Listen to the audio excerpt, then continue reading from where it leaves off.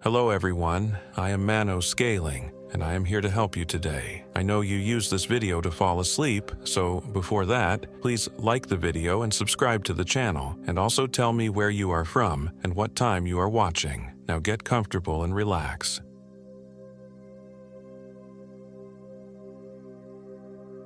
My name is David Jones, and I am 32 years old. This happened in the Blue Ridge Mountains of North Carolina, deep in the Pisgah National Forest, where the old logging roads disappear into unmarked wilderness. I'm telling you this because someone needs to know what's really out there, breathing in the spaces between the trees. Mark Hoffman had been my best friend since college, the kind of guy who could talk you into anything with that infectious grin of his. Sarah Chen was the practical one in our group, the voice of reason who somehow always ended up following us into our half-baked adventures anyway. When Mark suggested we tackle the abandoned Cataloochee Creek Trail, a route that had been officially closed for over a decade, Sarah and I should have said no, but Mark had this way about him. "Come on, it'll be like old times," he'd said, spreading the topographical map across my kitchen table. 3 days, just us. No phones, no GPS, just compass and map like real hikers. His finger traced the faded trail markings. "My uncle used to hunt up there in the 70s. Says there's an old shelter about 15 miles and that the Park Service forgot about." Sarah had crossed her arms, studying the map with her engineer's precision. "This whole section is marked as unstable terrain. There's a reason they closed it." "Exactly." Mark's eyes lit up. "When's the last time we did something actually adventurous? David's been buried in his accounting spreadsheets for months, and you've been designing the same bridge variation since graduation. We need this." Looking back, I think that's what convinced us. The truth in his words. We had become smaller versions of ourselves, trapped in comfortable routines.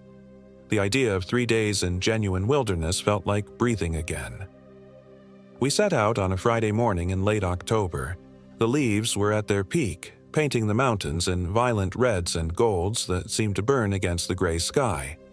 Mark drove us to the old trailhead in his Jeep, chattering about gear and weather patterns while Sarah double-checked our supplies for the third time.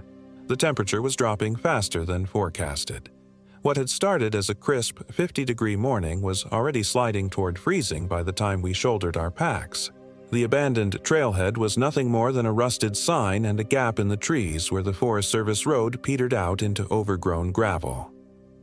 "GPS shows we're about here," Sarah said, holding up her handheld unit. The screen flickered, showing our position as a blue dot surrounded by blank gray space. "Weird. The topographic layer isn't loading." Mark laughed, pulling out his compass. "That's the point. We're going old school." But I noticed his smartphone had the same issue. No signal, no data, just the spinning wheel of a device trying to connect to nothing. The first few miles were glorious.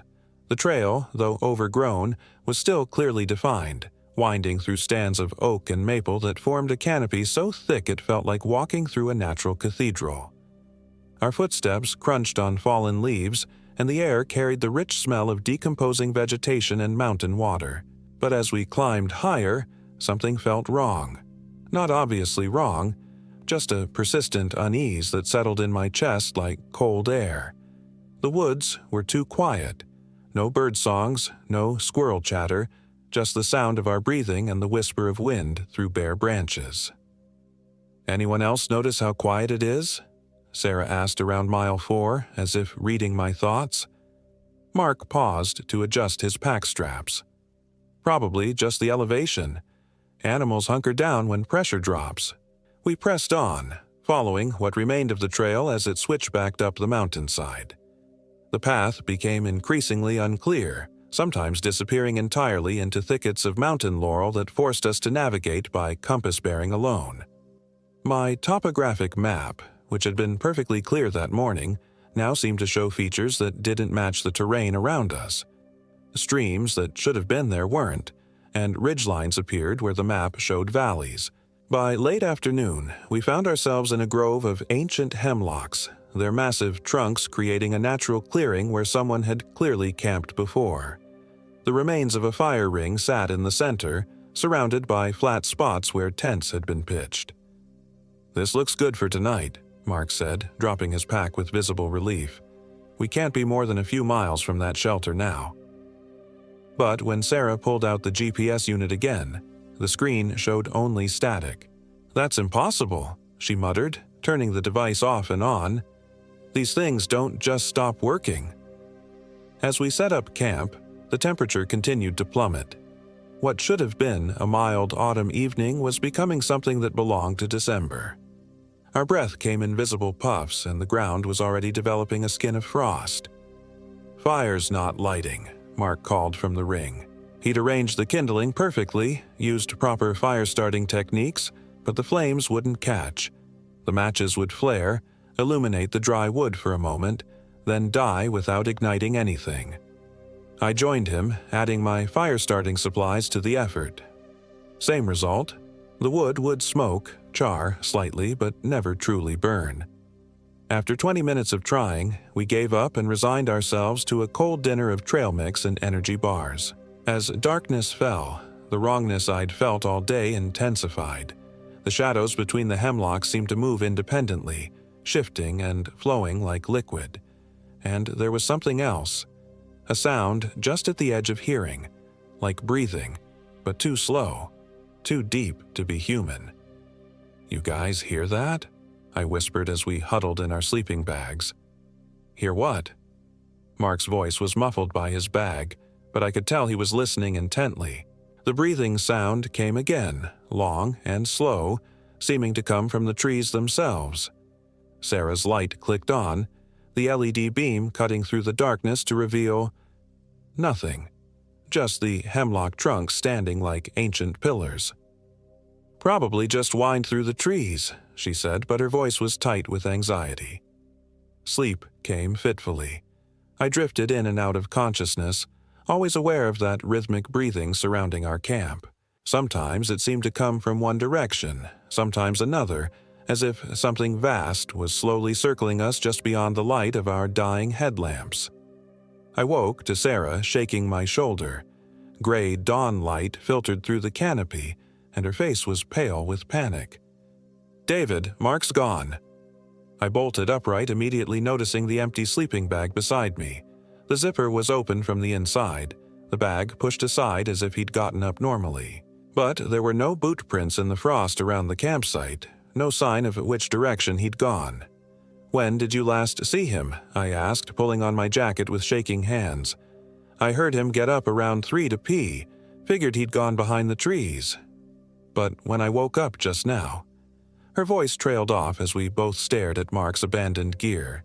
We called his name until we were hoarse, searched in expanding circles around the camp until the light began to fade again. No tracks, no broken branches, no sign he'd ever existed except for the sleeping bag and pack he'd left behind. "We have to keep looking," Sarah insisted as I tried to convince her to head back to the trailhead. "With what light? We don't even know which way we came anymore." It was true. In our panic to find Mark, we'd lost track of our own path. The forest looked the same in every direction, an endless maze of hemlock and mountain laurel. As we prepared for our second night, I noticed something that made my skin crawl. Mark's sleeping bag, which we'd left exactly as we found it, was now zipped closed. Neither of us had touched it. The fire still wouldn't light. The GPS unit still showed static, and that breathing sound came again as darkness fell. Closer now, definitely circling our camp in a slow, deliberate pattern. "There," Sarah whispered, pointing into the darkness beyond the hemlocks. I followed her gaze and saw a pale shape moving between the trees. Human-sized, walking upright but moving with a wrong, shambling gait that made my stomach turn. "Mark?" I called softly. The figure stopped. Slowly, it turned toward us, and even in the darkness I could see the familiar outline of Mark's jacket, his bearded face barely visible in the shadows. "Jesus, Mark, where have you been?" Sarah started to get up, but I grabbed her arm. Something was wrong with his posture. He stood too straight, his head tilted at an angle that hurt to look at. And he wasn't responding to our calls, just standing there at the edge of the light, swaying slightly like a tree in the wind. "Mark, come back to camp," I called, louder this time. He started walking toward us, but the movement was all wrong. His legs moved stiffly like someone learning to walk for the first time, and his face, God, his face was completely expressionless, mouth slightly open, eyes reflecting our headlamp beams like an animal's. Sarah was on her feet now, backing away. That's not Mark. But it was Mark's body, Mark's clothes, Mark's face beneath the wrongness. As he stepped into the full light of our headlamps, I could see details that made my throat close with terror. His skin had a waxy, translucent quality, like it was stretched too tight over the bones beneath. His eyes didn't blink, just stared with that flat animal reflection. "Where have you been?" I managed to ask. When he spoke, it was Mark's voice, but the words came out in a monotone that raised every hair on my body. "I was walking, in the deep places, where the trees remember." Sarah grabbed my arm so hard her nails drew blood. "David, we need to leave, right now." But Mark, or the thing wearing Mark's body, sat down heavily in his sleeping bag like nothing had happened. "I'm tired. We should sleep now." Neither Sarah nor I slept that night. We huddled together, watching Mark's still form in the darkness. He didn't move, didn't shift position, didn't even seem to breathe. Just lay there like a corpse in a sleeping bag while that rhythmic breathing sound continued all around us. When morning came, Mark woke up as if nothing had happened. He seemed more like himself, chatting about the cold weather and asking about breakfast. But the wrongness lingered beneath the surface. He moved carefully, deliberately, like someone conscious of every muscle movement. And his eyes were flat and empty as a doll's. "We should head back," I suggested as we broke camp. "Why? We're so close to the shelter." Mark's smile was his old grin, but it didn't reach those dead eyes. "Just one more day." Sarah and I exchanged glances. We both knew we needed to get out of these woods, but Mark insisted on continuing deeper into the mountains. When we tried to argue, his expression would go completely blank, that waxy quality returning to his skin. So we followed him, because what else could we do? Leave our best friend alone in the wilderness? But with every step, I became more certain that Mark, the real Mark, was gone, and something else was wearing his body like an ill-fitting suit. The trail became increasingly treacherous as we climbed. What should have been a well-established path was now little more than animal tracks winding between massive boulders and deadfall. Our maps had become completely useless. They showed terrain that didn't match anything around us, rivers that didn't exist, peaks in the wrong places. But Mark moved through the landscape with absolute confidence, never checking the compass, never consulting the map. He knew exactly where he was going, which terrified me more than being lost. As the day progressed, the wrongness with Mark became harder to ignore. He walked too quietly for someone carrying a full pack, his boots making no sound on leaves or gravel. When we stopped for water breaks, he would stand perfectly still, not even swaying with fatigue like a normal person. And the way he looked at us, with that flat, evaluating stare, made me feel like prey being sized up by a predator. By afternoon, we'd climbed high enough that patches of snow appeared between the trees. The temperature was well below freezing now, and our water bottles were starting to form ice at the edges. This was impossible weather for late October in North Carolina, but Mark seemed unaffected by the cold. While Sarah and I shivered in our heaviest layers, he hiked in just his base layer shirt, never showing any sign of discomfort. "Mark, you're going to get hypothermia," Sarah warned when she noticed. He turned that empty smile on her.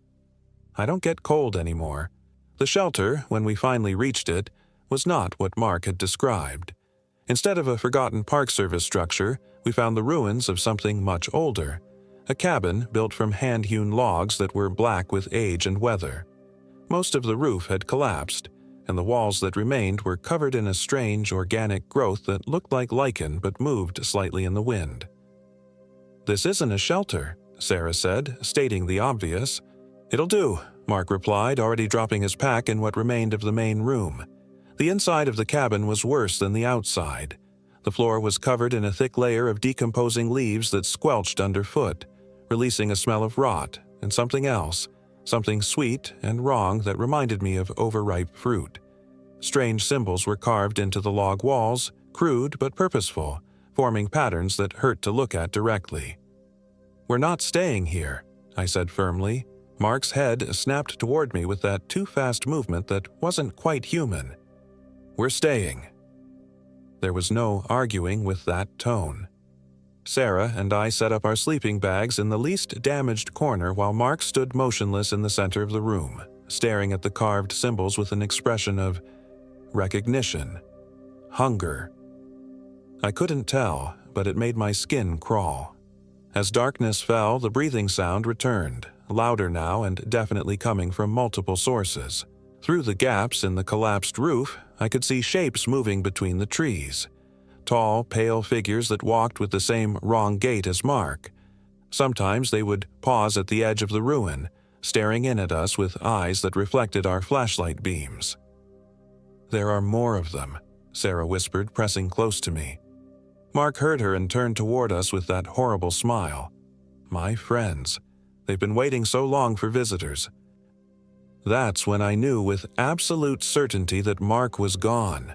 Whatever was wearing his body had brought us here deliberately, leading us deeper into the mountains until we were completely lost and at the mercy of… what? I didn't want to think about it.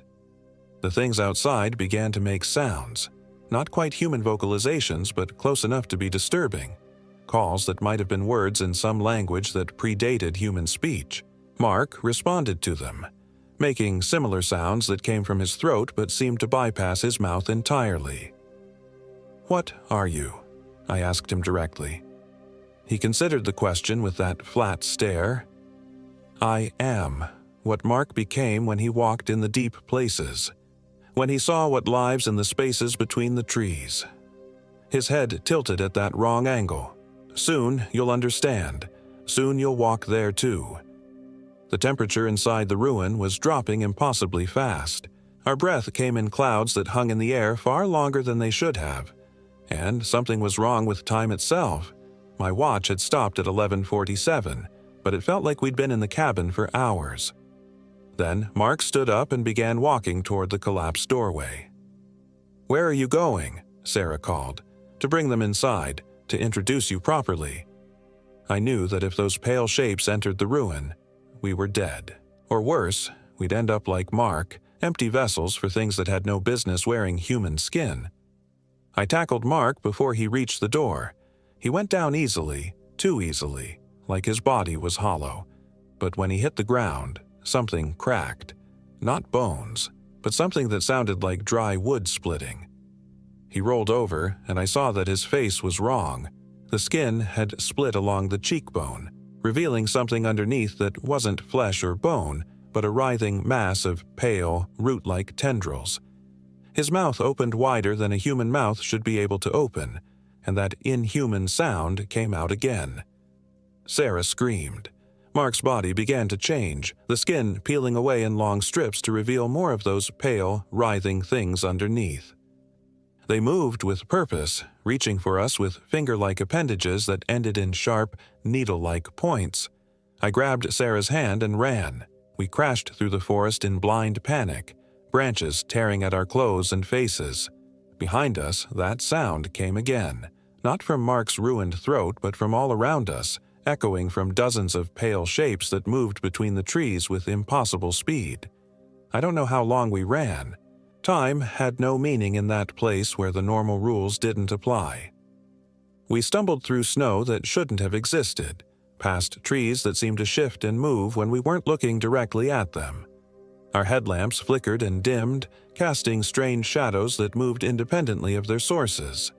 When we finally stopped, gasping and shaking with exhaustion, we found ourselves in a small clearing dominated by a single massive oak tree. Its trunk was easily 20 feet in diameter, and its branches spread out so wide they seemed to touch the sky. But it was wrong, like everything else in that place. The bark moved slightly, breathing in and out like skin over ribs. "David," Sarah whispered, pointing up at the branches. Bodies hung from the oak tree like grotesque fruit, dozens of them suspended by pale, rope-like growths that seemed to emerge from their backs. Most were in various stages of decay, but some still moved slightly, turning toward us with hollow, empty eye sockets. And among them, hanging from a low branch, was the real Mark. His body was intact but pale, so pale it seemed to glow in the darkness. The thing that had worn his identity stood beneath the tree, its stolen skin hanging in tatters around the writhing mass of pale roots that formed its true body. "Thank you for coming," it said in Mark's voice, though Mark's mouth didn't move. "Now you can join the others. Feed the tree. Become part of something greater." More of the pale things emerged from between the trees, surrounding us with that shambling, wrong-jointed gait. Up close, I could see that they had once been human. Hikers, hunters, campers who had wandered too far into the deep places and been claimed by whatever lived here. But I also noticed something else. The creatures avoided the massive oak tree itself, keeping a respectful distance from its breathing trunk. Whatever power resided in that ancient wood, even these horrors feared it. "The tree," I whispered to Sarah. "Get to the tree." We broke for it simultaneously, diving between grasping pale appendages toward the massive trunk.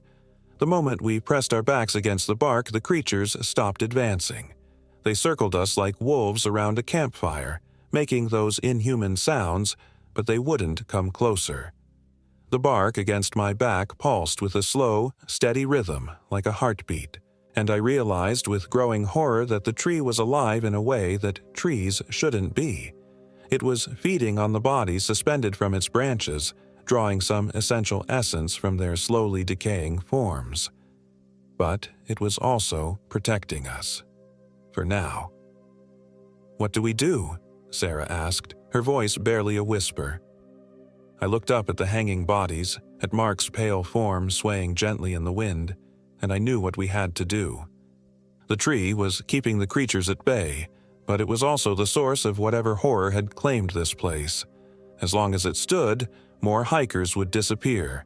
More friends would be replaced by hollow imitations wearing their faces.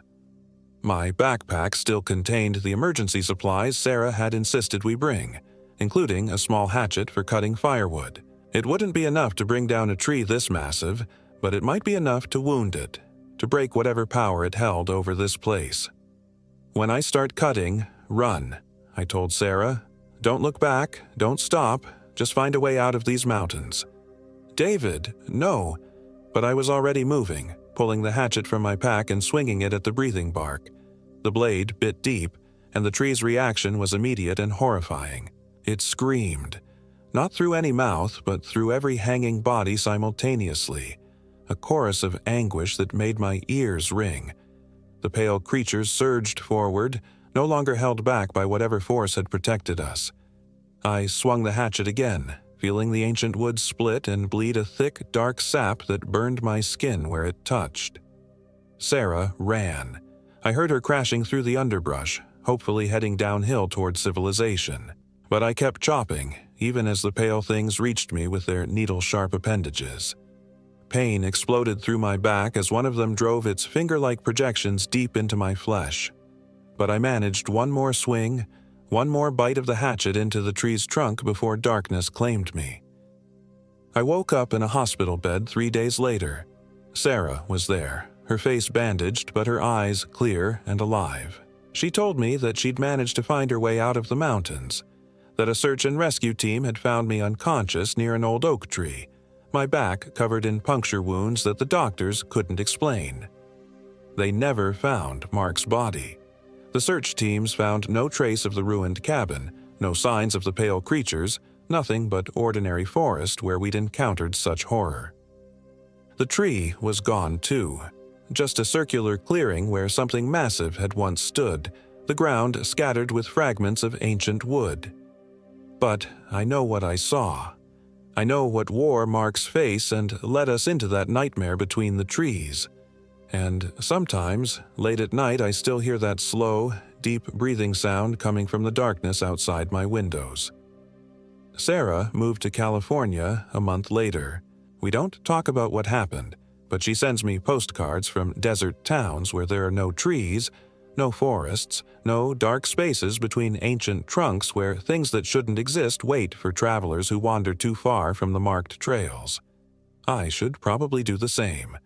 Leave North Carolina, find somewhere flat and bright and safe. But part of me knows it wouldn't matter. Some horrors follow you. Wear the faces of the people you've lost. Call to you in familiar voices that echo from places that exist just slightly to the left of reality. Mark is still out there somewhere. I'm certain of it. Not the pale imitation that led us to our doom, but the real Mark, trapped in whatever twisted ecosystem feeds on human souls. And someday, when I'm weak or careless or just tired of running, something that looks exactly like my old friend is going to knock on my door and ask me to go camping one more time. I think about that tree sometimes, about the way it breathed and fed and protected its horrible children. I wonder if cutting it down really stopped anything, or if I just wounded something that will grow back stronger and hungrier than before. The doctors say the scars on my back are healing well, but in the mirror, they look less like puncture wounds and more like the places where roots once grew, reaching deep into places that shouldn't exist, connecting me to something vast and patient and eternally hungry. My name is David Jones, and I am 32 years old. This happened in the Blue Ridge Mountains of North Carolina, and if you're reading this, then you need to understand that some places on the map aren't really places at all. They're feeding grounds, and they're always looking for fresh meat.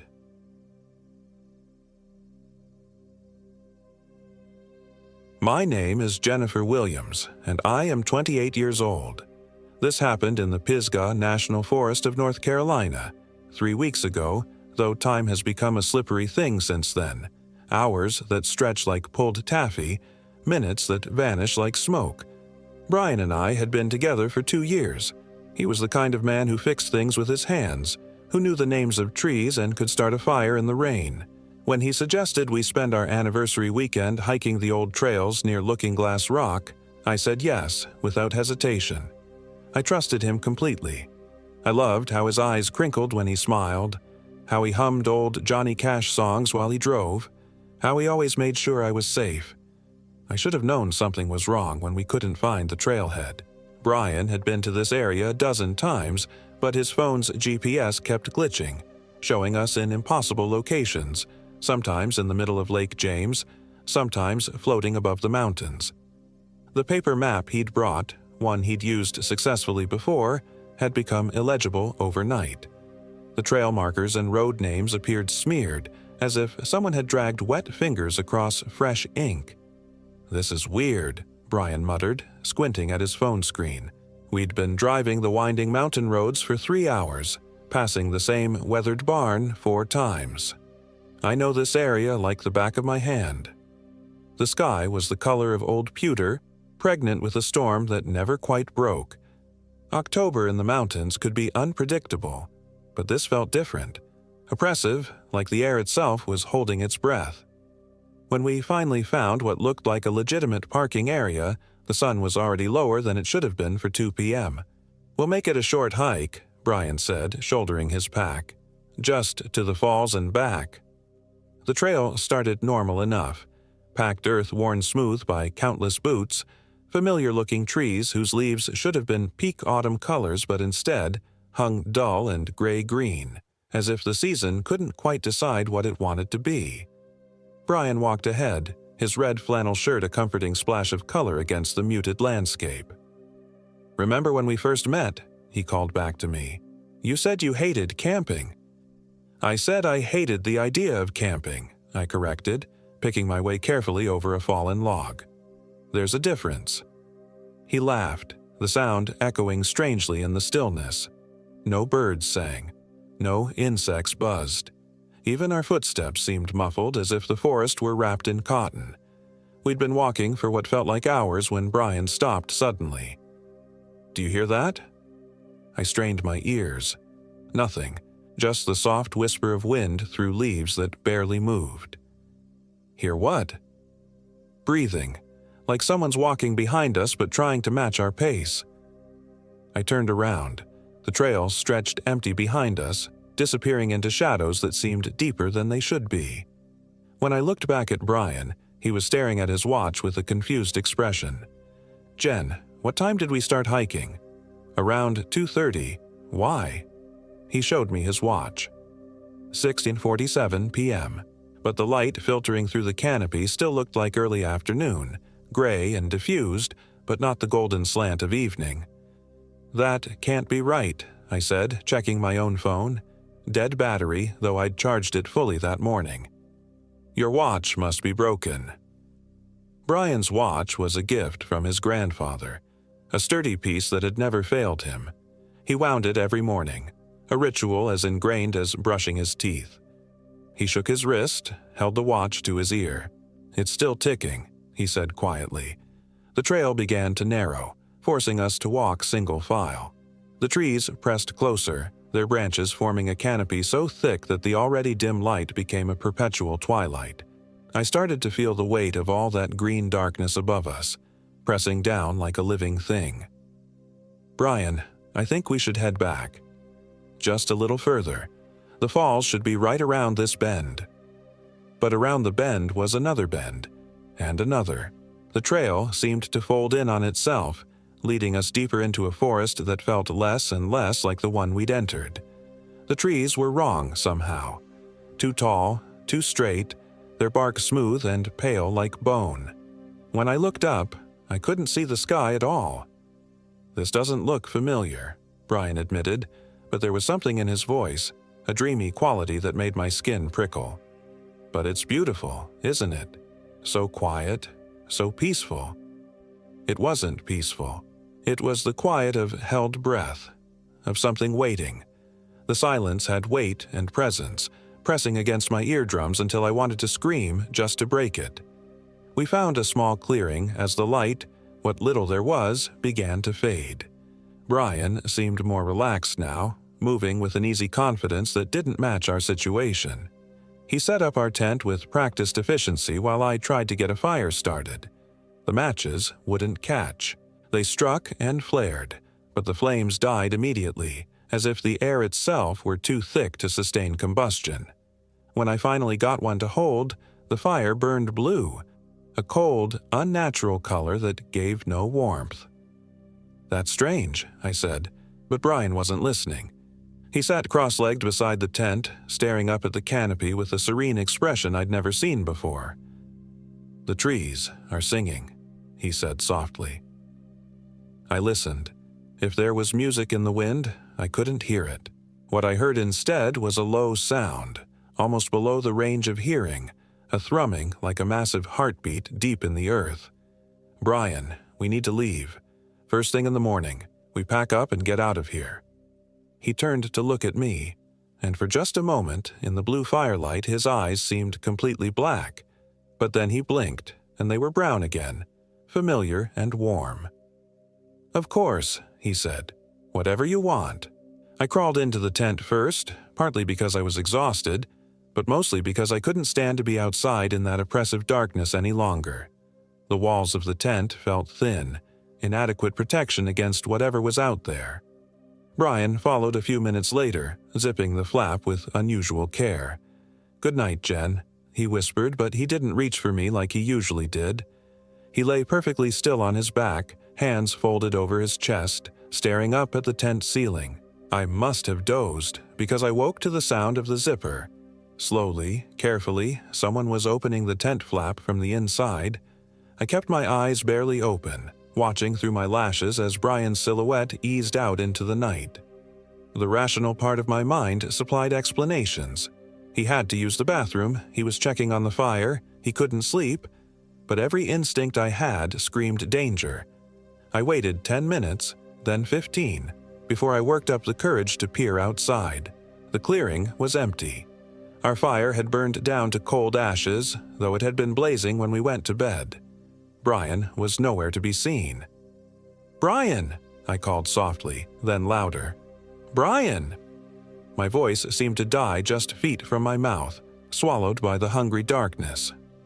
I grabbed my flashlight and swept it across the clearing.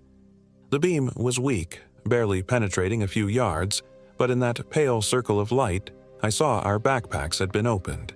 Our food was scattered across the ground, but not eaten, just opened and emptied, as if someone had been searching for something specific. The worst part was my sleeping bag. I was in it, but it was unzipped from the inside, the zipper pulled all the way down and spread open like a mouth. I had no memory of opening it. I called for Brian until my throat was raw, but the forest gave back only silence. As the hours crawled by, the darkness seemed to develop texture, thick and granular, pressing against the weak beam of my flashlight. I sat in the tent opening, afraid to go back inside, afraid to venture into the clearing, just afraid. When the sun finally rose, or what passed for sunrise in that green-filtered twilight, I heard footsteps. Brian emerged from the tree line, walking with that same dreamy calm I'd noticed the day before.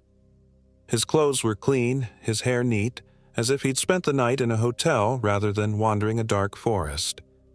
"Good morning," he said, smiling, but he didn't blink. Not once. "Where were you?" I demanded, relief and anger warring in my chest. "I called for you all night." "I went for a walk," he said simply. "Couldn't sleep. This place is so peaceful at night." "A walk? Brian, you were gone for hours. And look at this." I gestured to our scattered supplies. He looked around the clearing with mild interest, as if seeing the mess for the first time. Raccoons, probably. They're clever little thieves. But there were no paw prints in the dirt, no signs of animal disturbance, just the methodical emptying of our packs, as if human hands had done the work. "We're leaving," I said. "Right now." Brian nodded agreeably, but as we packed, I caught him looking back at the trees with something like longing. When he thought I wasn't watching, he would stop what he was doing and stand perfectly still, his head tilted as if listening to something only he could hear. The hike back should have been simple. Retrace our steps, follow the trail we'd taken in, but the path was different now. Narrower, twistier, leading us through sections of forest I didn't remember. Every direction looked the same. Tall, pale trees stretching up into green darkness, their branches forming patterns that hurt to look at directly. "Are we lost?" I asked. "No," Brian said, but he didn't sound sure. "I think we just took a different way out." We walked for hours. My phone remained dead, Brian's watch had stopped at 6:47, and the light never changed. That same dim, green-tinged twilight that made it impossible to judge time or direction.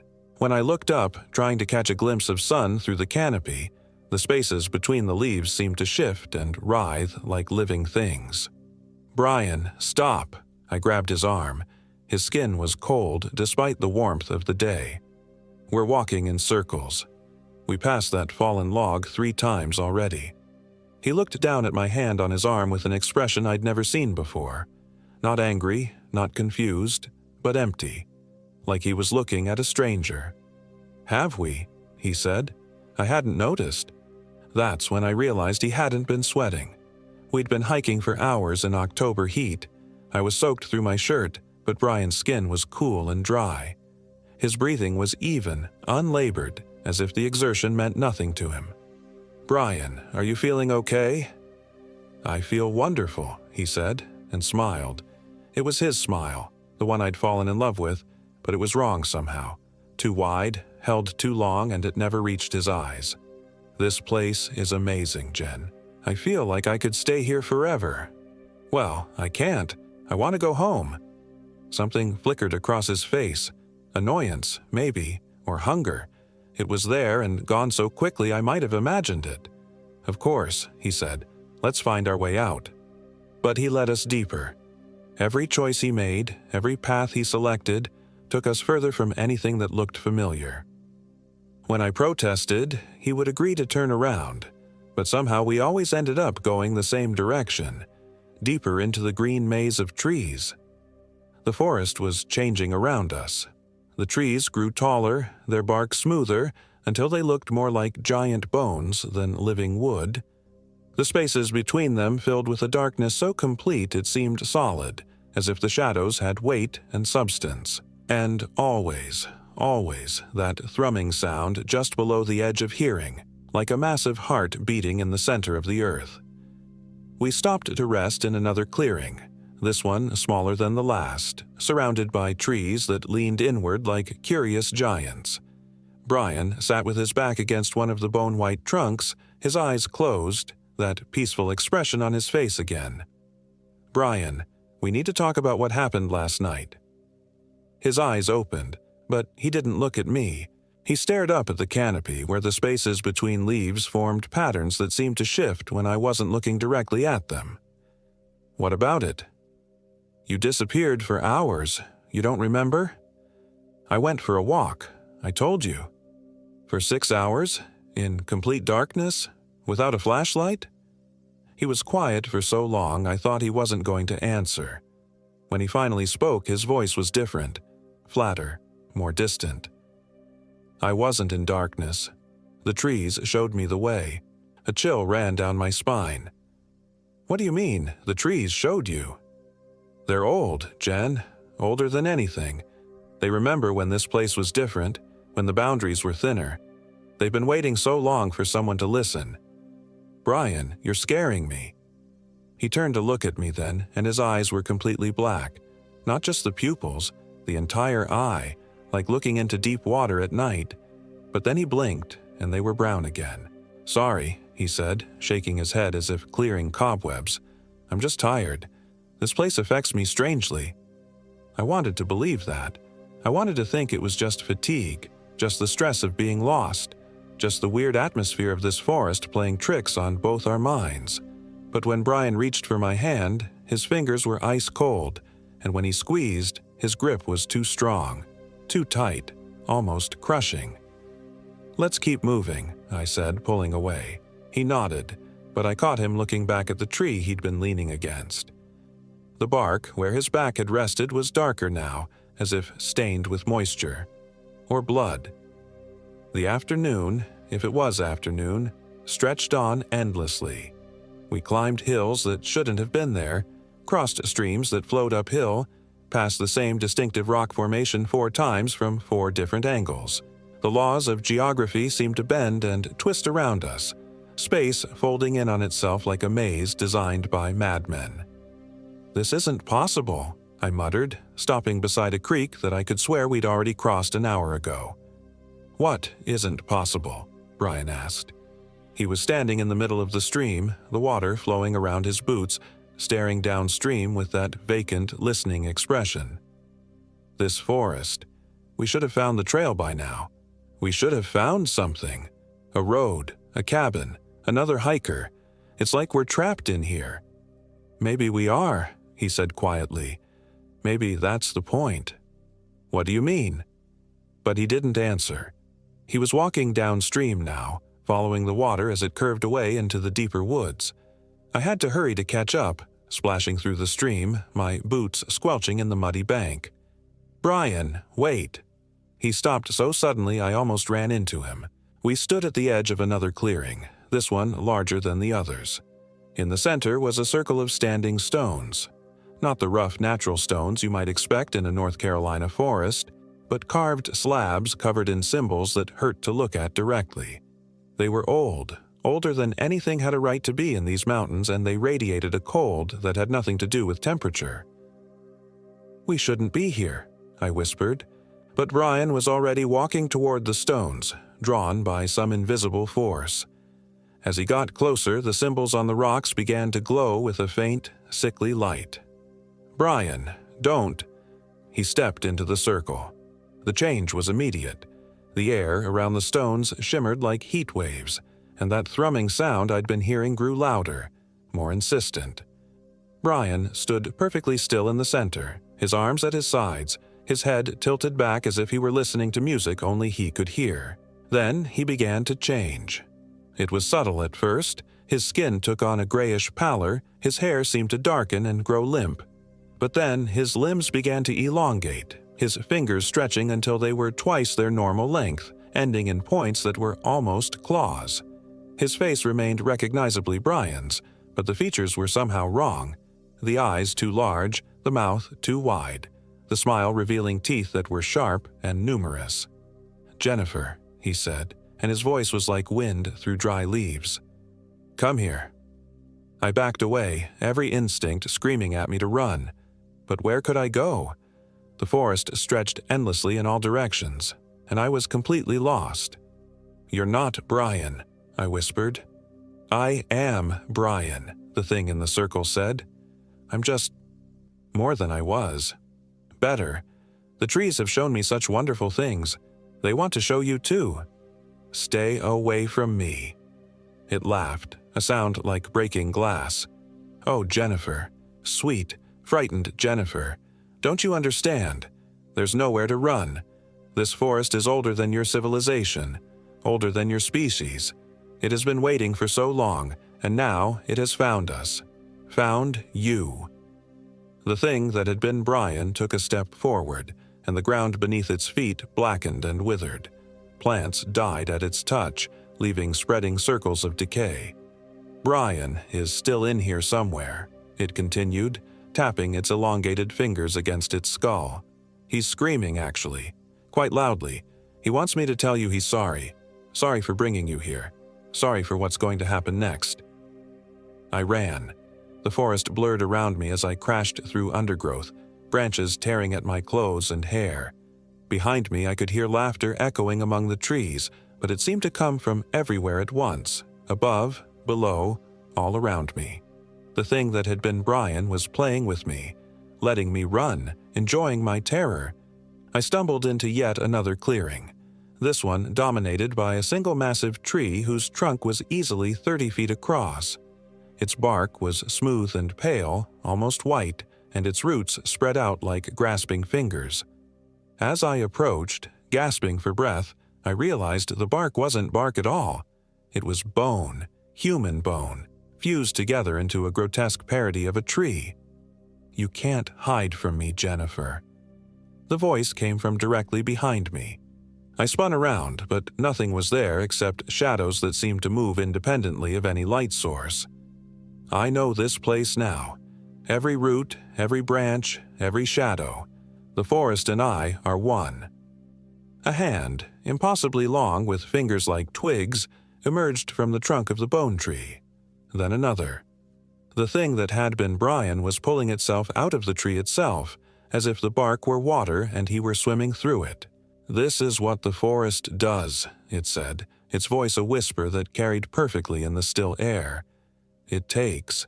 It transforms. It preserves. Brian will live forever now, as part of something greater. And so will you." I backed away, but my legs hit something solid. Another tree had moved, actually moved, to block my escape. The forest itself was alive, conspiring to trap me. "Please," I begged, "let him go. Let us both go." Oh, Jennifer. Still thinking in terms of us and them, human and other. The forest will cure you of such limited thinking. The Brian thing reached for me with those elongated fingers, and I saw that they were covered in tiny mouths, each one whispering words in languages that predated human speech. Where they touched the air, reality seemed to bend and warp. I closed my eyes and did the only thing I could think of. I screamed, not a cry for help, not a plea for mercy, but a raw, primal scream of rage and defiance that came from somewhere deeper than thought. The forest recoiled. The whispers stopped, the shadows pulled back, and for a moment the oppressive weight lifted from my shoulders. When I opened my eyes, the Brian thing was several feet away, its expression confused and almost hurt. "You're strong," it said, and for just a moment I heard Brian's real voice underneath the alien cadence. "Stronger than I thought. The forest respects that. I want my boyfriend back. He's gone, Jennifer. He chose this. When the trees showed him the truth about what lies beneath reality, what crawls in the spaces between thoughts, he embraced it willingly. He's so much more now than he ever was as merely human." "You're lying." The thing tilted its head, considering. Then it smiled, and when it did, I saw Brian's real smile underneath. Frightened, pleading, trapped. Perhaps I am. Perhaps there's still enough of your precious Brian left to be saved. But there's only one way to find out. It opened its arms wide, and I saw that its chest had split open like a door. Inside was darkness deeper than the forest, deeper than night, and in that darkness I could see Brian's real face, mouth open in a silent scream. Come to me, Jennifer. Step inside, and we can be together forever, the three of us, you, me, and what I've become. The rational part of my mind knew it was a trap, but seeing Brian trapped inside that thing, seeing the terror in his eyes, I took a step forward. That's when I felt it, a warmth in my pocket. My phone, which had been dead for hours, was heating up. I pulled it out and saw that it was somehow recording, the camera app open and running. But it wasn't recording the clearing where I stood. It was showing me the forest from above, as if I were flying over the canopy. In the recorded image, I could see that this wasn't a forest at all. It was a vast organism, a single entity that stretched for miles in every direction. The trees were its fingers, the clearings its eyes, the stone circles its mouths, and we, Brian and I, were tiny specks of light inside its body, being slowly digested. But I could also see something else. A road, just a quarter-mile to the east. The real world, the normal world, was right there, separated from this nightmare by the thinnest of barriers. You see it now, the Brian thing said. The truth. Beautiful, isn't it? I saw Brian's trapped face inside the creature's chest, mouthing a single word over and over, run. So I did. I crashed through the underbrush following the direction I'd seen on my phone, ignoring the voices that called my name from every tree, every shadow. The forest fought me every step of the way. Branches reached down to snare my hair, roots rose up to trip me. The very ground shifted beneath my feet.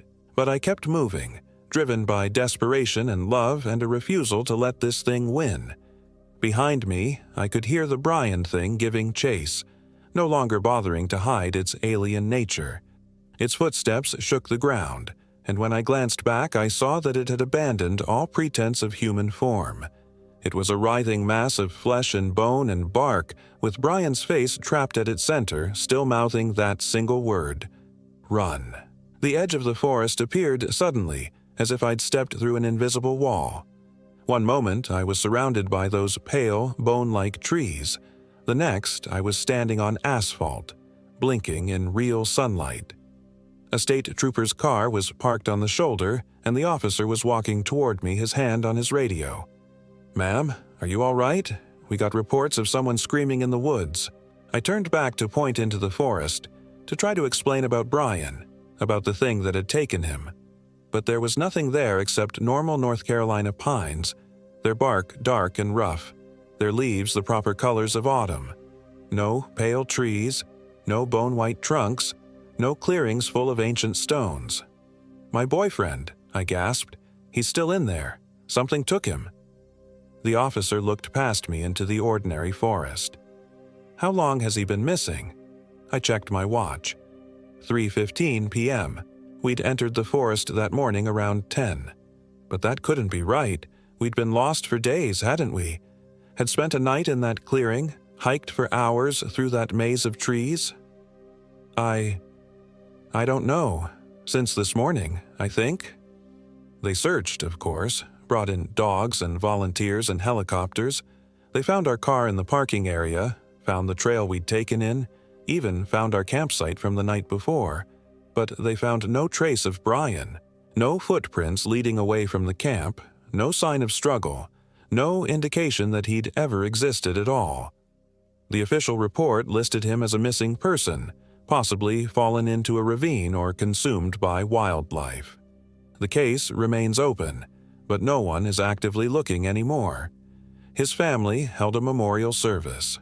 I was expected to grieve and move on. But I know the truth. Brian is still out there, trapped inside that thing, inside that forest that exists in the spaces between spaces. Sometimes, late at night, my phone will turn on by itself and show me recordings I never made. Images of those pale trees, those bone-white trunks, that clearing with its circle of stones. And sometimes, if I look very closely, I can see a familiar face in the bark of one of the trees, mouth open in an eternal scream. The forest is patient. It has been waiting for so long, and it knows I will come back eventually. Because part of me is still in there too. The part that loves Brian, that can't abandon him to that nightmare. It calls to me in dreams, whispers my name when the wind blows through ordinary trees, shows me visions of reunion and transformation. I know that one day I will return to those mountains. I will find the hidden trail, step through the invisible barrier, and enter that place where reality bends and breaks. I will walk into that clearing and stand in that circle of stones and let the forest take me too. Because the alternative, leaving Brian trapped and alone in that living hell, is unthinkable. The forest knows this. It can wait. It has all the time in the world. And so, it seems, do I.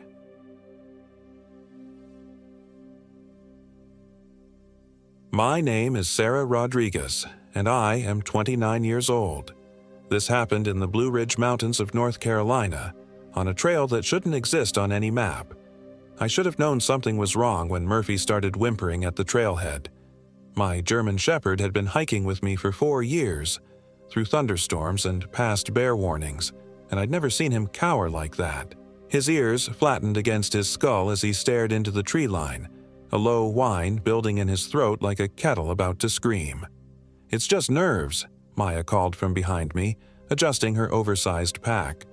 "Dogs pick up on our anxiety, right?" She forced a laugh that sounded hollow in the mountain air. Maya Chen had been my college roommate and closest friend, but we'd barely spoken since her divorce 6 months ago. This trip was supposed to be healing for both of us. She needed to get away from the wreckage of her marriage, and I needed to stop obsessing over the promotion I'd been passed over for at the marketing firm. David emerged from behind his SUV, slamming the tailgate with unnecessary force. "GPS says this trail connects to the Mount Mitchell circuit," he said, waving his phone. "Should be an easy 3-day loop." David Walsh was Maya's older brother, a software engineer with the kind of confidence that came from solving problems with code.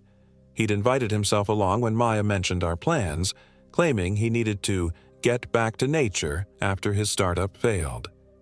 The fourth member of our group was Jesse, David's former business partner and current roommate. Jesse Martinez had the lean build of someone who lived on protein bars and energy drinks, with dark circles under his eyes that spoke of too many 18-hour coding sessions. He'd been quiet during the 2-hour drive from Asheville, staring out the window with the same expression Murphy wore now, like he was seeing something the rest of us couldn't. "Anyone else notice there's no trail marker?" Jesse asked, shouldering his pack. He was right. The Forest Service usually marked every trail, but the dirt path that wound between the massive oaks and pines looked more like a game trail than anything designed for human feet.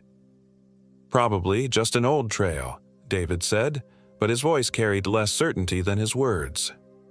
"The mountains are full of them. Logging roads, old Cherokee paths. This'll be an adventure." Murphy whined again, pressing against my legs. I knelt and scratched behind his ears, feeling the tremor in his muscles.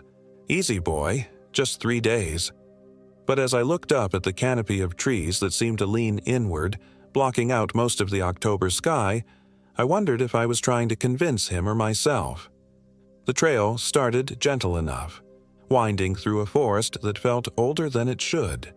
The trees were massive, white oaks and tulip poplars that would have taken centuries to reach such size, but according to David's research, this area had been clear-cut for timber in the 1920s. Nothing here should have been more than 80 years old.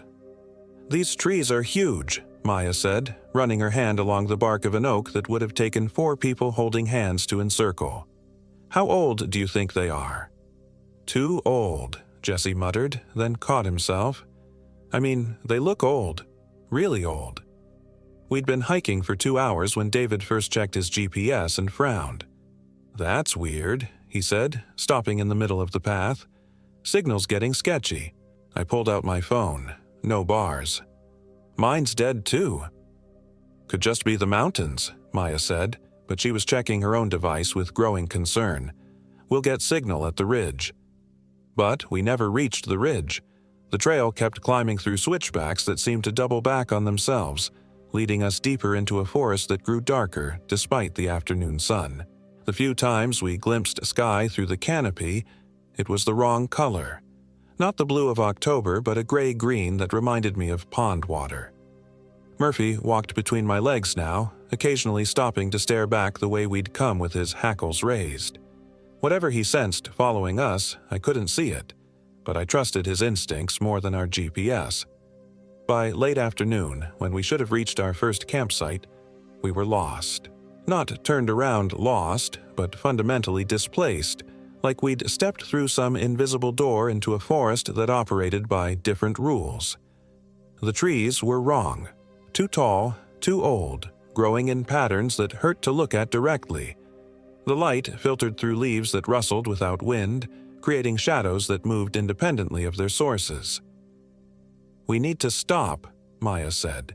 Her face was pale and sweat beaded on her forehead despite the cool air. "I can't. I need to rest."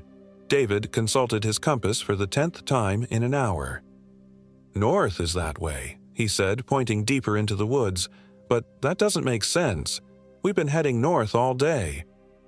"Unless we haven't," Jesse said quietly. "Unless we've been walking in circles." "That's impossible," David snapped. "I've been tracking our route." "With what? Your GPS that doesn't work? Your compass that keeps spinning?" Jesse's voice was rising, tinged with hysteria. "We've been walking for 6 hours and we haven't seen another soul. No other hikers, no trail markers, no fucking cell towers. When's the last time you saw a plane overhead?" The question hung in the air like smoke. I realized I couldn't remember seeing or hearing any aircraft all day, which was impossible this close to Asheville. We made camp in a small clearing that felt like a bubble of sanity in the increasingly strange forest. David and Jesse worked on setting up their tent while Maya and I gathered firewood, but every stick we collected felt wrong. Too light, too smooth, like it had been carved rather than grown. Murphy refused to eat his kibble, instead pacing the perimeter of our camp with his nose to the ground. He'd stop every few feet to sniff deeply, then back away with a growl that seemed to come from somewhere deeper than his throat. "What's wrong with him?" Maya asked, watching Murphy circle our campfire site for the 5th time. "I don't know." I tried to coax him closer with a treat, but he wouldn't take it. His eyes kept darting to the tree line, following something I couldn't see. David had been trying to light the fire for 20 minutes, going through half a box of matches without success. The kindling was dry, the structure perfect, but every flame died within seconds of touching the wood. "This is ridiculous," he muttered, striking another match. This one caught, flickered, then turned an electric blue before extinguishing itself. "Did you see that?" Maya whispered. "The flame. It was blue." "Wood's probably treated with something," David said, but his voice shook. "Chemicals, preservatives, in the middle of a national forest." Jesse laughed, but there was no humor in it. "Face it, man, something seriously fucked up here." We finally got a small fire going using Jesse's emergency fuel tablets, but the flames danced wrong, casting shadows that seemed to writhe independently of the flickering light. The smoke rose straight up despite a breeze that made the trees sway, and it smelled of copper and something else, something organic and rotten. As darkness fell, the temperature dropped fast. Too fast. October in the Blue Ridge was mild, but this felt like December, like winter rushing in ahead of schedule. Our breath misted in the firelight as we huddled closer together, but the warmth seemed to stop just inches from the flames. "Anyone hear that?" Maya asked suddenly. We all froze, listening. At first, there was nothing but the usual forest sounds. Wind through leaves, the distant call of an owl. Then I heard it, a soft crying, like a child lost in the woods. Murphy's hackles stood up in a ridge along his spine, and he positioned himself between me and the sound, growling low. "Just an animal," David said, but he moved closer to the fire. "Fox, maybe." They can sound almost human. The crying continued, circling our camp at a distance. Sometimes it sounded like a little girl, sometimes like an infant, and occasionally like something that had never been human at all. Murphy tracked its movement with military precision, his body tense as a bowstring. "We should check it out," Jesse said, standing up. "If someone's in trouble—" "Don't." The word came out sharper than I intended. "Whatever that is, we stay away from it." "It could be another hiker," Jesse insisted. "A lost kid." "With no adults around? No search party? No helicopters?" I shook my head. "Trust Murphy, that's not human." But Jesse was already moving toward the tree line, grabbing a flashlight from his pack. "Jesse, don't," Maya called, but he was walking into the darkness, the beam of his light swallowed by the forest within 10 feet. The crying stopped immediately. We waited in silence, straining to hear Jesse's footsteps, his voice calling back to us. The fire popped and hissed, sending sparks spiraling into the black canopy above. Minutes passed like hours. "Jesse!" David called out. "Jesse, come back!" No answer. The forest had swallowed him completely. "We have to go after him," David said, reaching for his own flashlight. "No." I grabbed his arm. "We stay together. We wait until morning." "He could be hurt. He could be fine," I cut him off. "And if we go stumbling around in the dark, we could all get lost." David stared at me like I'd suggested abandoning a drowning child, but Maya nodded. "Sarah's right. We wait." We spent the night taking turns on watch, feeding our dying fire with increasingly precious fuel tablets. The crying started again around midnight, but this time it came from multiple directions. First one voice, then two, then what sounded like a chorus of lost children calling for help just beyond the reach of our light. Murphy never relaxed, never lay down. He stood guard over our small circle of firelight like a soldier holding the line against an advancing army. Several times, I caught glimpses of movement in the darkness, pale shapes that might have been faces or eyes or something else entirely. Dawn came gray and reluctant, filtered through a canopy that seemed thicker than the night before. The crying had stopped with the first hint of light, but the silence that replaced it felt worse, expectant, hungry. Jesse was gone. His pack, his sleeping bag, everything was still in our campsite, but there was no sign of him. No footprints leading away from camp, no indication he'd ever returned from his walk into the darkness. "We have to find him," David said, his face haggard from a sleepless night. "We can't just leave him." "We'll search the area," I agreed, though every instinct screamed against it. "But we stay in sight of each other. No one goes more than 50 feet from camp."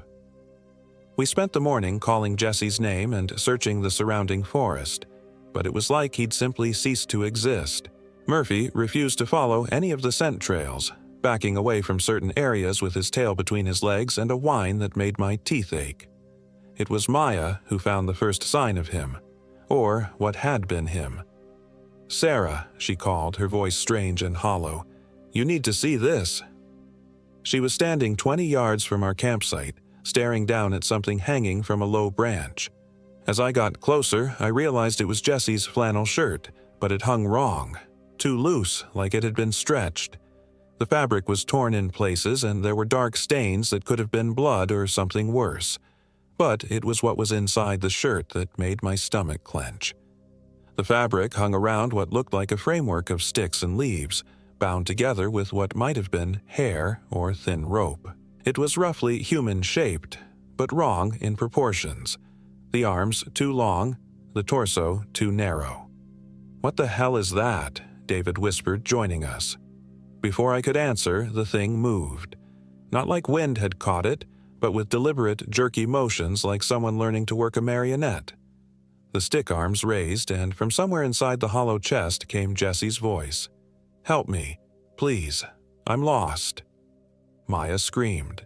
Murphy launched himself at the thing, jaws snapping, but his teeth closed on empty air as it seemed to fold in on itself and disappear. "That wasn't Jesse," I said, backing away from the tree. That was never Jesse. But David was staring at the spot where the thing had been, his face pale but determined. He's in there. He's trapped in that, whatever it was. We have to help him. David, no. I grabbed his jacket as he moved toward the tree.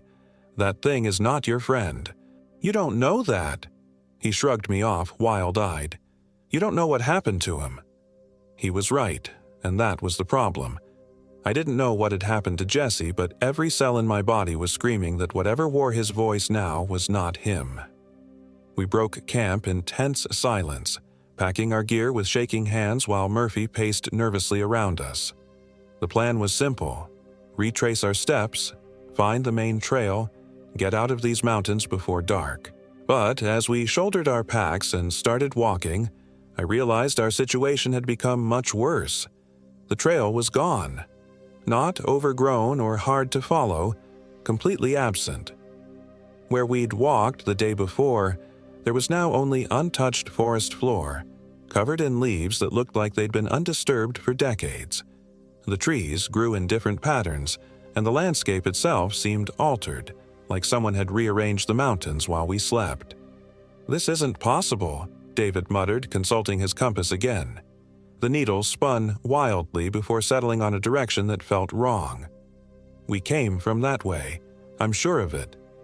But Maya was staring back toward our former campsite with growing horror. "The fire," she whispered. "Look at the fire." I turned to see our campfire still burning, though we'd doused it with water and scattered the ashes. The flames danced blue and green, and smoke rose in a perfect spiral that seemed to write symbols in the gray morning air. "We need to move," I said, fighting down panic. "Now." But as we stumbled through the increasingly alien forest, I began to suspect that moving was exactly what it wanted us to do. The day passed in a blur of wrong turns and dead ends. Every direction we tried led us deeper into the mountains, further from civilization. The trees grew stranger as we walked. Some had too many branches, others too few, and several grew in impossible spirals that made my eyes water to follow. Murphy's behavior grew more erratic as the hours passed. He'd stop suddenly to stare at empty air, hackles raised, then bolt in a different direction as if fleeing something invisible. Twice I saw him snapping at things I couldn't see, his jaws closing on empty space with audible clicks. By afternoon, Maya was stumbling.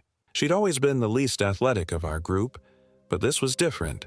Her movements were uncoordinated, and she kept pausing to stare at nothing with a confused expression. "Maya, you okay?" I asked during one of our rest stops. She looked at me with unfocused eyes. "Do you hear them singing?" I listened carefully but heard only the wind through leaves. "Hear what's singing?" "The children," she said dreamily. "They're so beautiful. They want to play."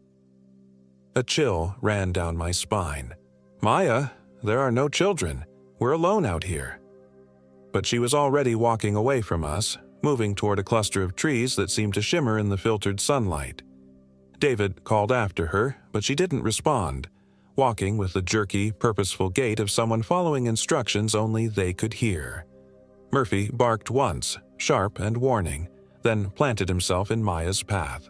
She tried to walk around him, but he moved to block her, growling low in his throat.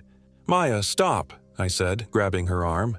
Her skin was cold, colder than the mountain air could account for. "Come back to us." For a moment her eyes cleared and she looked around in confusion. "Where? What happened? I was just—" She shook her head, pressing her palms against her temples. "My head feels like it's full of cotton." "You were walking away," David said. "You said something about children singing." "I don't remember that." Maya's voice was small, frightened. "I don't remember anything after we stopped for water." That had been an hour ago. We decided to make camp early, before the sun set, and whatever hunted these mountains grew bolder. But finding a defensible position proved impossible. Every clearing we found felt like a trap, and the few caves we discovered echoed with sounds that had no source. Finally, we settled for a small depression between two massive boulders, hoping they'd provide some protection from whatever watched us from the trees. As we set up our remaining tent, Jesse's had vanished along with everything else he'd owned, Murphy began exhibiting new behaviors that terrified me. He kept staring at Maya with his head tilted like he was trying to understand something that didn't quite make sense. Several times I caught him positioning himself between her and the rest of us, not aggressively, but like he was preparing to protect us from her. "What's wrong with your dog?" David asked as Murphy refused to let Maya help with the tent setup. "I don't know," I admitted. "He's never acted like this before." But I was beginning to suspect I did know, and the possibility made my blood turn to ice water in my veins. That night, Maya volunteered for first watch. I should have said no, should have trusted Murphy's instincts and my own growing certainty that something was wrong, but she seemed so normal, so much like herself, that I convinced myself I was being paranoid. I woke to Murphy's urgent whining and the smell of smoke. Our fire had burned down to coals hours ago, but now it blazed high and blue, fed by fuel that shouldn't exist. Maya sat beside it, perfectly still, staring into the flames with eyes that reflected light like a nocturnal animal's. "Maya," I whispered. She turned toward me, and I saw that her pupils had expanded until they nearly filled her irises, black pools that seemed to hold depths no human eye should contain. When she smiled, her teeth looked sharper than they should, and the expression was one I'd never seen on her face, predatory and cold. "The children want to play," she said in a voice that was hers but wrong, like an imperfect recording. "They've been waiting so long." David was still asleep, oblivious to the danger sitting 3 feet away. Murphy crouched between us and Maya, every muscle tense, a low growl rumbling in his chest. "Maya," I said carefully, "you need to listen to me. Something's wrong. You're not yourself." Her head tilted at an angle that was just slightly too far, and her smile widened. "I'm exactly myself. Better than myself. The children showed me how to be better." She stood with fluid grace, and I realized she wasn't wearing her jacket despite the freezing temperature. Her skin looked pale and waxy in the firelight, and dark veins were visible beneath the surface, spreading from her hairline down her neck like roots. "They want to meet you," she continued, taking a step toward our tent. "They want to show you how to be better too." Murphy launched himself at her, not to attack but to knock her away from us. She caught him in midair with reflexes no human possessed, her fingers closing around his throat with impossible strength. Murphy yelped once, then went silent as she squeezed. "No!" I lunged forward, but Maya backhanded me with casual force that sent me sprawling into the boulder behind us. Stars exploded across my vision, and I tasted blood. David was awake now, scrambling out of his sleeping bag as Maya held Murphy's struggling form above her head like a trophy. "Maya, what the hell?" She looked at him with those black, bottomless eyes and spoke in Jesse's voice. "She's not Maya anymore, David. Maya's gone. But don't worry, you'll see her again soon." Then she threw Murphy against the rocks with enough force to shatter bone. I screamed, a sound that came from somewhere deeper than grief. Murphy hit the boulder with a wet thud and slid to the ground, his body twisted at angles that weren't compatible with life. Blood pooled beneath him, black in the firelight. "You killed him," I whispered, staring at my best friend's broken body. "You killed Murphy." The thing wearing Maya's face tilted its head again. It was just an animal. They're so much easier to fix. Even as she spoke, Murphy's body began to twitch. His broken legs straightened with audible pops, his crushed ribs expanding as his chest filled with air that shouldn't exist. When he raised his head, his eyes were the same bottomless black as Maya's, and when he looked at me, I saw no recognition, only hunger. David was backing away, his face white with shock. That's not possible. He was dead. I saw him die. "Death is just another kind of sleep," Maya said, reaching out to stroke Murphy's head as he stood on legs that had been shattered moments before. "The children taught me that. They've been sleeping under these mountains for so long. But now they're waking up. And they're hungry.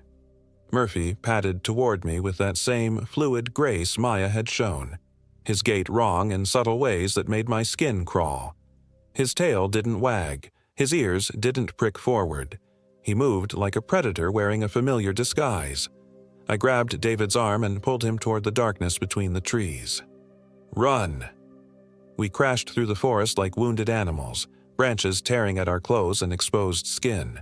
Behind us, Maya's laughter echoed through the mountains, joined by other voices. Children's voices, singing a lullaby in a language that predated human speech. The terrain worked against us, leading us down a slope that grew steeper with every step. In the darkness, I couldn't see where we were going, only away from the thing that had been my best friend and the creature that had been my dog. David stumbled and went down hard, rolling several feet before slamming into a tree trunk. I helped him up, feeling the warm wetness of blood on his forehead. Can't run anymore, he gasped, clutching his ribs. Something's broken.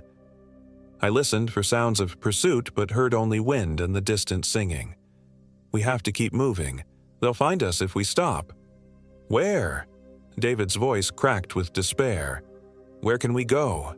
This whole fucking mountain is wrong. The trees, the trails, everything. We're trapped in some kind of nightmare. He was right, but admitting it meant giving up, and I wasn't ready to do that yet. There has to be a way out. The mountains end somewhere. There are roads, towns, people.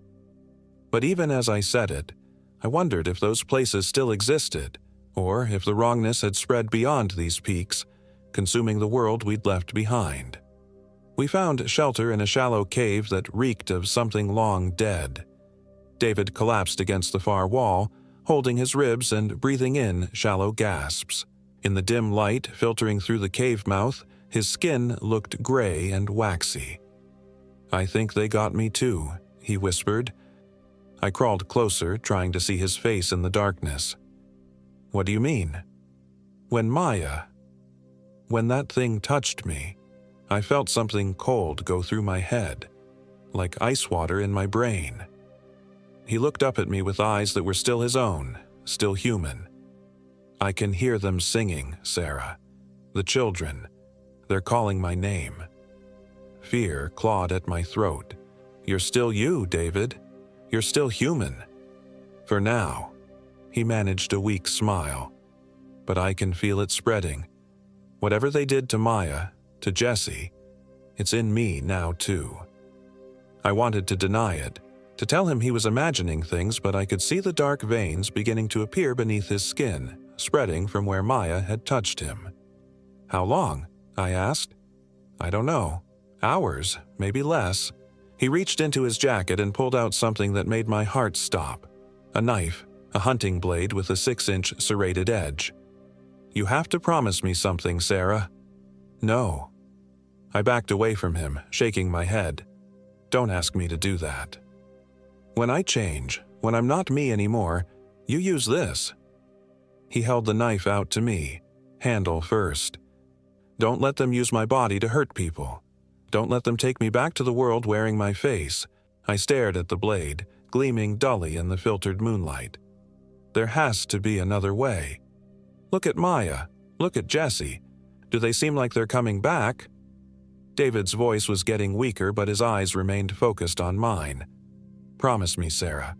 Promise you won't let them win." My hand closed around the knife handle before I consciously decided to take it. The metal was cold against my palm, heavier than it looked. "I promise." David smiled, a real smile this time. "Thank you. And Sarah? When this is over, when you get out of here, tell people what happened. Tell them not to come looking for us." "I'll tell them," I whispered, though I wasn't sure I believed I'd survive to tell anyone anything. We sat in silence after that, listening to the sounds of the mountain around us. Gradually, those sounds began to change. The wind through the trees became whispers, the settling of rocks became footsteps, and beneath it all, the constant thread of children singing lullabies in that ancient, inhuman language. David's transformation was slower than Maya's had been. but no less horrifying to watch. The dark veins spread like ink in water, creeping up his neck and across his face. His breathing became labored, then stopped altogether, though he continued to speak. "They're beautiful," he said, his voice taking on that same dreamy quality Maya's had possessed. "The children. They've been alone for so long, Sarah. They just want friends to play with." "David, fight it," I pleaded. "You're stronger than this." "Why would I fight it?" He turned toward me, and I saw that his eyes had begun to change, the irises expanding into that same bottomless black. "They're showing me such wonderful things. Games we can play, songs we can sing, forever and ever."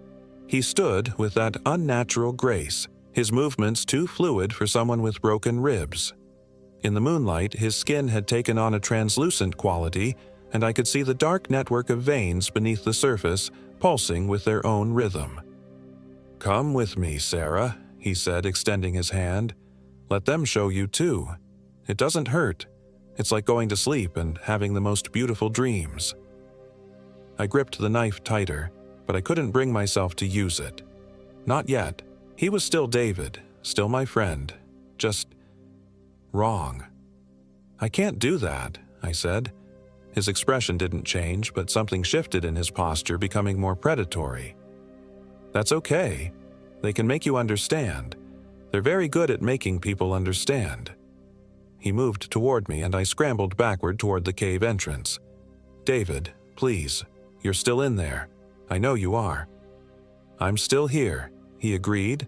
"I'm just better now. Improved. The children fixed all the broken parts of me, the loneliness, the fear, the doubt. They can fix you too." I burst out of the cave into the cold mountain air, David following with that horrible fluid grace. The moon was directly overhead now, full and bright, casting the forest in silver light that revealed too much. I could see them now, the children he kept talking about. They hung from the trees like fruit, dozens of small forms suspended by what looked like spider silk or hair. They were roughly child-sized, but wrong in every proportion. Limbs too long, heads too large, fingers that ended in points like thorns. Their eyes were the same bottomless black as David's, and when they saw me, they began to sing in harmony. "Aren't they lovely?" David asked, joining me in the clearing. "They've been waiting so long for new friends." The children began to descend from their perches, moving with insect-like precision down threads that gleamed in the moonlight. As they got closer, I could see that they weren't quite children at all. They were something that had learned to mimic human shape but had gotten the details wrong. "Sarah," one of them called in a voice like wind through dry leaves. "Sarah, come play with us." More voices joined in, a chorus of artificial innocence that made my teeth ache. "Play with us, Sarah. Stay with us. Be with us forever and ever." I ran. The forest blurred past me as I crashed through underbrush and dodged between trees, driven by pure terror. Behind me, the singing grew louder, joined by David's voice and Maya's voice and Jesse's voice, all calling my name, all promising beautiful dreams and eternal friendship. I didn't know where I was going, only away, always away, but the mountain seemed to fold in on itself, leading me in circles no matter which direction I chose. The children followed like shadows, sometimes visible in my peripheral vision, sometimes just voices in the darkness. Dawn was breaking when I finally collapsed beside a stream that shouldn't have existed. The water ran uphill, defying gravity as it spiraled around moss-covered rocks. I knelt beside it, gasping for air, and saw my reflection in the impossible water. My hair had gone white, stark white, as if I'd aged decades in a single night. My eyes were still my own, still human, but they held a haunted quality that would never fully fade. The singing had stopped. The forest was silent except for the sound of water flowing the wrong way and my own ragged breathing. For a moment, I dared to hope I'd escaped, that I'd found some boundary the children couldn't cross. Then I heard footsteps behind me. I turned to see Maya approaching, but not the thing that had worn her face the night before. This was Maya as she'd been, my college roommate, my best friend, looking concerned and slightly out of breath. "Sarah, there you are," she said, relief evident in her voice. "We've been looking everywhere for you. David's hurt. He fell during the night and we need to get him medical attention." For a moment, I wanted to believe it. Wanted to think that everything that had happened was just exhaustion-induced hallucinations, that my friends were still human, still alive. But Murphy wasn't with her. Murphy, who never left my side, was nowhere to be seen. "Where's Murphy?" I asked, not moving from beside the stream. Maya's expression flickered just for an instant, confusion replacing concern. "Murphy? Who's Murphy?" "My dog," I said, gripping the knife handle beneath my jacket. "My German Shepherd. He's been with us this whole time." "Sarah, honey, you don't have a dog," Maya said gently, the way you'd speak to someone having a breakdown. "You've never had a dog. We've been worried about you. You've been acting strange since we got lost." She took a step closer, and I saw it. The faint dark lines beneath her skin, barely visible in the morning light. The thing wearing Maya's face had gotten better at the disguise, but it wasn't perfect. Nothing about this place was perfect. "You killed him," I whispered. "You broke his neck and threw him against the rocks." Maya's face went through a series of micro-expressions like someone flipping through masks trying to find the right one. Finally, she settled on confusion.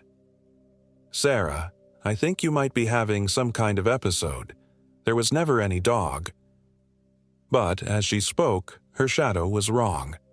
In the morning light, it should have been a normal human shadow, but this one was too long, too angular, with appendages that moved independently of Maya's body. "Stay away from me," I said, pulling the knife from my jacket. Maya's, the thing's, eyes fixed on the blade, and for just a moment the mask slipped. Her face became something hungry and alien, with too many teeth and eyes like holes in reality. Then the expression smoothed back to concern. "Sarah, put the knife down," she said in Maya's voice. "You're scaring me. We just want to help you." "We?" I asked. She froze, realizing her mistake. "I meant, I want to help you." But it was too late. Behind her, more figures were emerging from the trees. David, Jesse, and others I didn't recognize. A woman in hiking gear who might have been lost here years ago, her face pale and waxy with those telltale dark veins. A man in a ranger uniform whose eyes were black pits. Children who had never been human, still singing their lullaby. They formed a circle around me, moving with that same fluid grace, their shadows all wrong in the morning light. As I watched, their disguises began to slip, revealing the true forms beneath. Things of stick and shadow and hunger, wearing human faces like masks. "Come with us, Sarah," they said in unison, their voices creating harmonies that human throats couldn't produce. "Come home with us. Be our friend forever." I looked at the knife in my hand, then at the impossible stream beside me. The water was clear and cold, running uphill in defiance of every natural law. If this place could break the rules of physics, maybe it could break other rules too. "I have a better idea," I said, and plunged the blade into my own chest. Pain exploded through my body, but it was clean pain. Human pain. Not the cold corruption I'd felt spreading from Maya's touch. The creatures shrieked, a sound like breaking glass and tearing metal, as I fell backward into the stream. The water was shockingly cold, and it pulled me downstream, or upstream, I couldn't tell anymore. The world spun around me as I was carried away from the clearing, away from the things that had been my friends. I expected to die, wanted to die, rather than become one of those hollow puppets singing lullabies in the darkness. But the water carried me beyond the boundaries of that wrong place, beyond the reach of the children who played their games with human souls. I washed up on the banks of a normal stream, in a normal forest where the trees grew in sensible patterns and the shadows behaved themselves. A ranger found me 3 hours later, nearly dead from hypothermia and blood loss, and rushed me to a hospital in Asheville. The doctor said it was a miracle I survived. The knife had missed my heart by inches, and the cold water had slowed the bleeding enough to keep me alive. They couldn't explain how I'd gotten from the remote mountains to a popular hiking trail 20 miles away, but I didn't try to tell them. When they asked about my companions, I said we'd gotten separated in the dark. A search party found no trace of Maya, David, or Jesse, though they did discover evidence of our campsite: cold ashes and torn fabric caught on tree branches. They never found any trail leading to or from the site, and after 2 weeks, the search was called off. The official report listed them as missing, presumed dead, victims of the mountains that claim hikers every year. I let them believe that. It was easier than the truth. But sometimes late at night I get phone calls with no one on the other end, just children singing lullabies in a language that predates human speech. Sometimes I see Maya in crowds, always at a distance, always wearing that same false smile. Sometimes I hear Murphy barking in my backyard, though I live in an apartment and haven't owned a dog since that night. My hair never returned to its original color. The doctors said it was shock, trauma-induced. They gave me a prescription for sleeping pills and the business card of a therapist who specialized in survivor's guilt. I threw both away, because I know the truth, that there are places in these mountains where the old rules don't apply, where things that were never human wear familiar faces and sing songs to lure the living into their games. And I know that somewhere in those twisted peaks, my friends are still there, still playing, still singing, still waiting for new players to join their eternal game. The trail to that place doesn't appear on any map, but it's there, hidden among the ordinary hiking paths of the Blue Ridge Mountains. And sometimes when the moon is full and the night is cold, lost hikers find it. They never find their way back.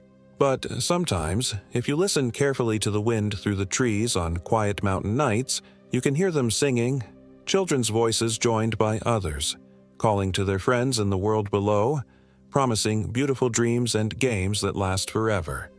I moved to Florida after I healed, as far from the mountains as I could get. But distance doesn't matter. Those children are patient, and they have long memories. They know where I am, and sometimes they call to remind me. They want their friend back. They want to finish the game we started. And someday, when I'm weak enough or broken enough or just tired enough of carrying this weight, I might answer. After all, they promise such beautiful dreams, forever and ever.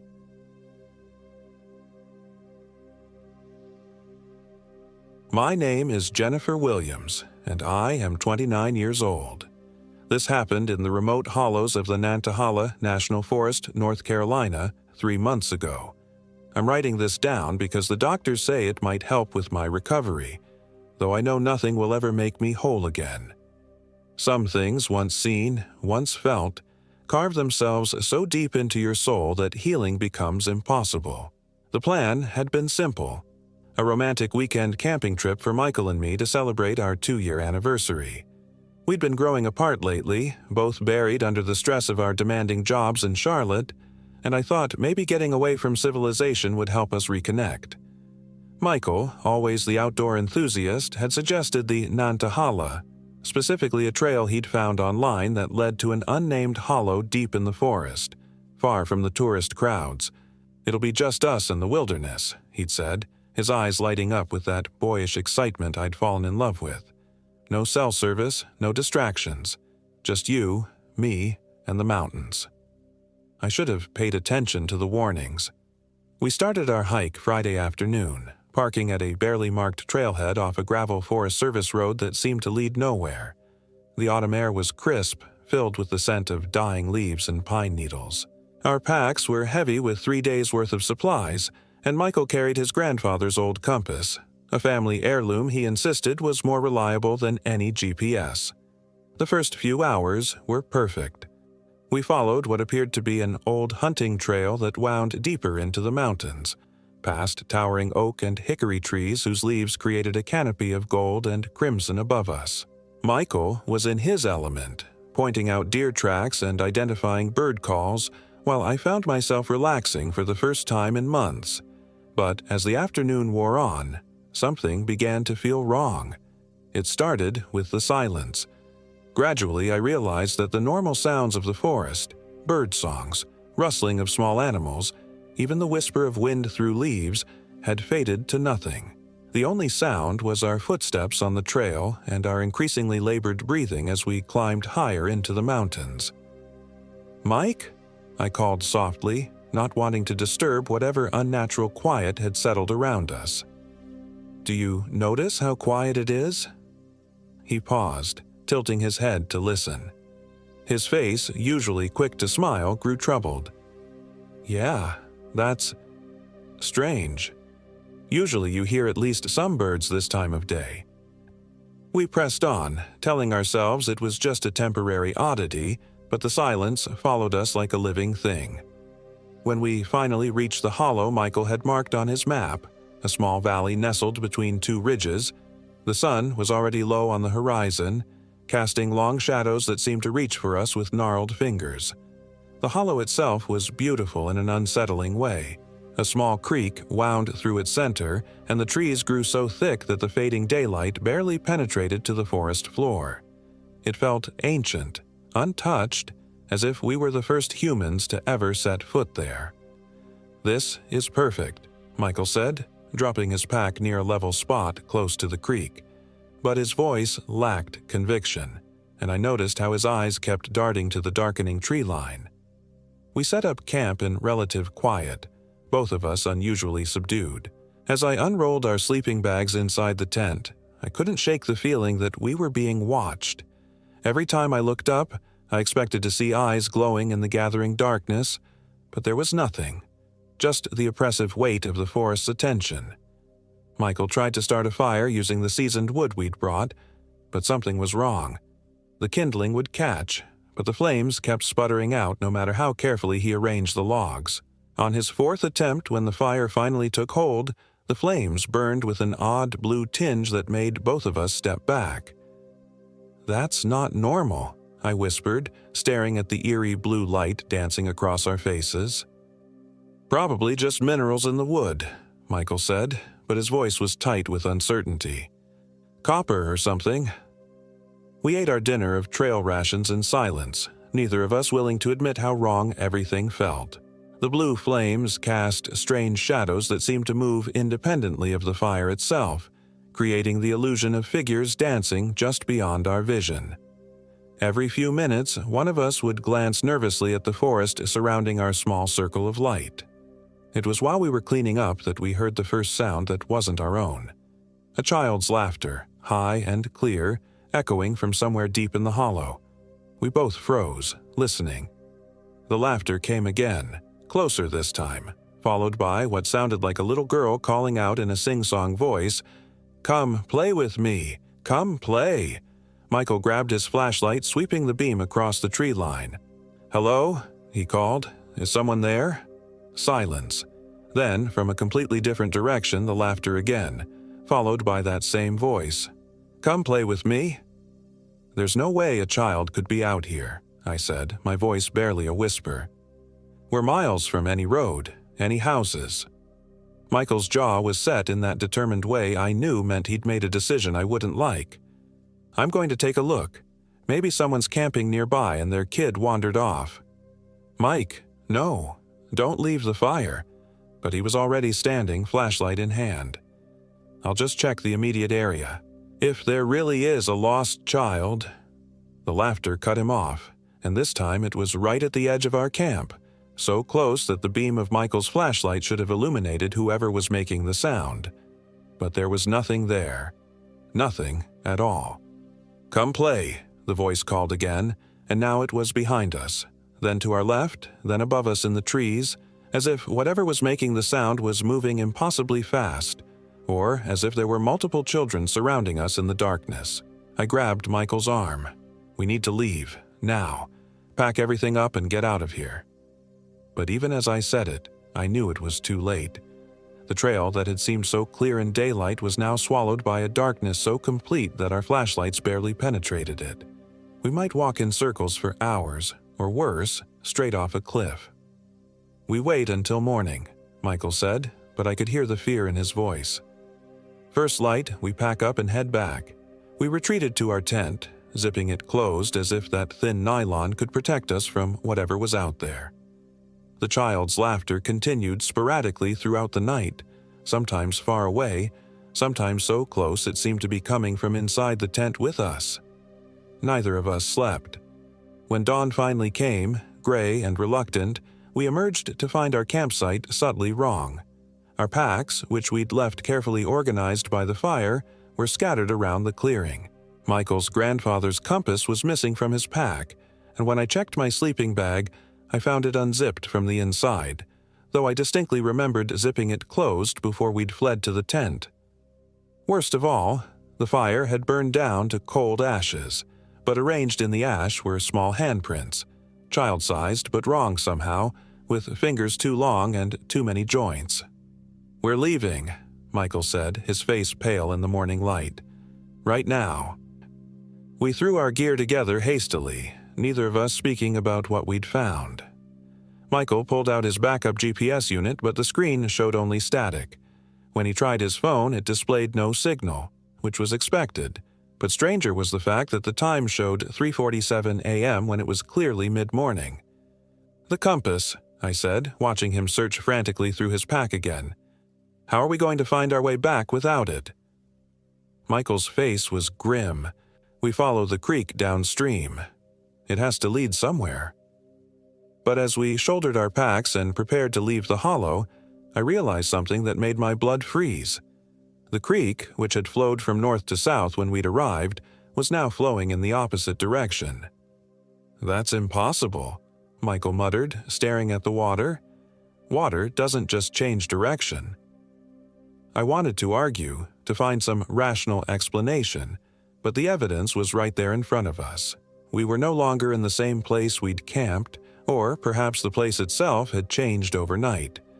With no other choice, we began following the creek upstream, deeper into the hollow rather than back toward civilization. The forest around us grew denser and more oppressive with each step. The trees seemed to lean inward, creating a tunnel effect that blocked out most of the sky. Even in daylight, the shadows were thick and seemed to move when we weren't looking directly at them. We'd been walking for maybe an hour when Michael suddenly stopped. "Jen," he said quietly, "look at your feet." I looked down and felt my stomach lurch. We were standing on what appeared to be a path, but it wasn't the trail we'd followed into the hollow. This path was made of bones, hundreds of them, arranged in a rough walkway that stretched both ahead and behind us. Some were clearly animal bones, but others— "Those are human finger bones," Michael said, pointing to a section near my left foot. "And those look like ribs." The path of bones led deeper into the hollow, winding between the trees toward what looked like a cluster of massive boulders in the distance. We should have turned around, should have fought our way through the underbrush in any other direction, but something compelled us forward. Looking back, I think it was already beginning to influence us, that thing in the hollow, making us walk willingly toward our doom. As we approached the boulders, I realized they weren't natural rock formations at all. They were structures, ancient stone buildings so overgrown with moss and vegetation that they seemed like part of the landscape. Carved symbols covered their surfaces, symbols that hurt to look at directly, as if my brain refused to process their meaning. And that's when we heard it. A voice calling from somewhere inside the ruins. "Help me," it said weakly. "Please, someone help me." It was clearly human, an adult male, and he sounded injured. Michael and I exchanged glances, and I could see the conflict in his eyes. Every instinct screamed at us to run, but we couldn't just ignore someone who might be hurt. "Hello," Michael called out. "Where are you?" "In here," the voice responded, coming from what appeared to be the entrance to the largest structure. "I'm hurt. I can't move." Michael started toward the entrance, but I grabbed his arm. "This feels wrong," I whispered. "Everything about this feels wrong." "I know," he said, "but what if it's real? What if someone really needs help?" The voice called out again, weaker this time. "Please, I'm bleeding. I think my leg is broken." Against my better judgment, I followed Michael toward the entrance. The opening was low, forcing us to duck as we entered. Our flashlights revealed a chamber carved from solid rock, its walls covered in the same disturbing symbols we'd seen outside. The air inside was thick and stale, carrying an underlying scent of decay that made me gag. "Over here," the voice called, and we followed it deeper into the structure. We found him in a circular chamber at the heart of the building. A man, maybe in his 40s, lying against the far wall with his legs twisted at unnatural angles. His clothes were torn and dirty, and dark stains covered his shirt that could have been blood. In the beam of our flashlights, his face was pale and drawn with pain. "Thank God," he gasped when he saw us. "I've been here for days. Fell through a weak spot in the floor above. I think my legs are both broken." Michael immediately went to him, setting down his pack to retrieve our first aid kit. "What's your name? How long have you been here?" "Tom," the man said. "Tom Bradley. I was hiking alone, like an idiot. Been here since Tuesday, maybe Wednesday. The days kind of run together in the dark." Something about his story bothered me, but I couldn't put my finger on what. I kept the flashlight trained on him while Michael examined his injuries, and that's when I noticed something that made my skin crawl. Tom Bradley wasn't breathing. His chest wasn't moving at all, yet he was talking normally, even gasping as if in pain. I watched for a full minute, counting, and there was no rise and fall of his rib cage. "Mike," I whispered, but he was focused on Tom's legs, gently probing what appeared to be compound fractures. "This is bad," Michael said. "We need to get you to a hospital, but I don't know how we're going to carry you out of here." Tom smiled, and when he did, I saw that his teeth were wrong. Too sharp, too many of them, arranged in rows like a shark's. "Don't worry about that," he said. "I'm feeling much better already." And then he wasn't lying against the wall anymore. Somehow, impossibly, he was standing on legs that had been clearly broken moments before. In the wavering beam of our flashlights, his shadow on the wall behind him didn't match his position, moving independently, reaching toward us with elongated arms. "Mike, run!" I screamed, but Tom was already moving. He lunged at Michael with inhuman speed, and I heard my boyfriend scream of pain and terror as those shark teeth found his throat. Blood sprayed across the stone walls, black in our flashlight beams, and Michael's scream became a wet gurgle that would haunt me for the rest of my life. I ran. I ran through the stone passages, bouncing off walls, scraping my knees and elbows on the rough rock, Michael's dying sounds echoing behind me. The thing that had been pretending to be Tom Bradley was laughing now, a sound like breaking glass mixed with a child's giggle. Somehow, I found the entrance and burst out into the forest. The bone path was gone, replaced by normal earth and fallen leaves as if it had never existed. I stumbled away from the ruins, crashing through the underbrush, branches tearing at my clothes and skin. I ran until my lungs burned and my legs gave out, collapsing beside a fallen log in a part of the forest that looked completely unfamiliar. The silence that had plagued us since entering the hollow was gone. I could hear birds calling and the rustle of small animals in the undergrowth. Normal forest sounds that meant I might have escaped whatever nightmare realm we'd stumbled into. But as I sat there, gasping and bleeding, trying to process what had happened to Michael, I heard footsteps approaching through the trees. "Jen?" Michael's voice called out. "Jen, where are you? I can't find you." Relief flooded through me. Somehow, he'd escaped. Somehow, he was alive. I started to call out to him, but something made me hesitate. His voice sounded strange, too flat, missing the usual warmth and inflection that made it distinctly his. "Jen?" he called again, closer now. "Why did you run away from me? I'm hurt. I need your help." Through the trees, I could see a figure approaching, tall like Michael, wearing clothes like his. But the way it moved was wrong, too stiff, like someone learning to walk in an unfamiliar body. And when it came close enough for me to see its face clearly, my heart stopped. It was Michael's face, but the eyes were black holes, completely devoid of pupils or iris.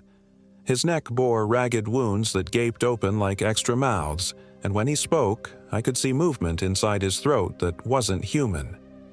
"There you are," he said, and his smile was too wide, stretching his face in ways that shouldn't have been possible. Why did you leave me with our new friend? He was just trying to help." The thing wearing Michael's body began walking toward me, and I could see now that it wasn't quite right proportions. The arms were too long, the joints bending in directions that would have broken human bones. Dark fluid dripped from the wounds in its neck, pattering on the fallen leaves like rain. I ran again. This time, I didn't stop running until I reached a paved road, a state highway that cut through the mountains, blessed normal asphalt with yellow lines down the center. A park ranger in an SUV found me 3 hours later, dehydrated and babbling about things in the forest that shouldn't exist. They organized search parties for Michael, of course, spent 2 weeks combing the Nantahala, following every trail, checking every hollow. They found our campsite eventually, but it was wrong, too close to the main trail, with no sign of the stone ruins or the bone path. They found Michael's pack with his wallet and keys, but no trace of him. The official report listed him as missing, presumed dead due to exposure or accident. They think he fell into a ravine or got lost and died of hypothermia. I let them think that because the truth would have landed me in a psychiatric hospital. But I know what really happened in that hollow. I know that something old and hungry lives there, something that feeds on human suffering and wears the faces of the dead. I know that the thing pretending to be Michael is still out there, still calling my name in the darkness. The doctors say I'm getting better. The nightmares are less frequent now, and I can sleep for a few hours at a time without waking up screaming. They've given me pills for the anxiety and the depression, and I attend therapy sessions twice a week where I practice lying about what really happened. But sometimes, late at night when the medication makes everything feel distant and unreal, I hear his voice outside my apartment window. Michael's voice, calling my name, asking me to come out and play. When I look through the blinds, there's never anyone there, but I can see wet footprints on the concrete that lead away into the darkness. And sometimes, when I'm walking alone at night, I catch glimpses of him in my peripheral vision, that thing wearing my boyfriend's face, following me at a distance, waiting. The wounds in its neck have healed, but the eyes are still wrong, still empty black holes that reflect nothing. I've tried to move, tried to start over in different cities, but it doesn't matter. The thing from the hollow has my scent now, my essence, and it won't stop hunting until it gets what it wants. I don't know what that is, whether it wants to kill me or possess me, or drag me back to that place where physics breaks down and nightmares walk on 2 legs. What I do know is that I'll never be truly free. Every shadow might be hiding Michael's stolen face. Every whisper of wind through the trees might be carrying his voice, calling me back to the darkness. I tell myself I'm writing this down for closure, for healing, but that's a lie. I'm writing this as a warning. Stay away from the unnamed hollows in the Nantahala. Don't follow trails that aren't on any map. And if you hear a child's laughter in the forest at night, or find a campfire that burns blue, or meet a stranger who claims to need help, run. Run, and don't look back, because some things that go missing in the mountains don't stay missing. They come back changed, wearing familiar faces and speaking with familiar voices, but carrying something ancient and evil in their hearts. I can hear him now, outside my window, tapping on the glass with fingers that are too long and bend in too many places. "Jen," he's saying in Michael's voice, but wrong, distorted. "Come out and play with me. Come play in the dark." The tapping is getting louder. I think tonight might be the night I stop running.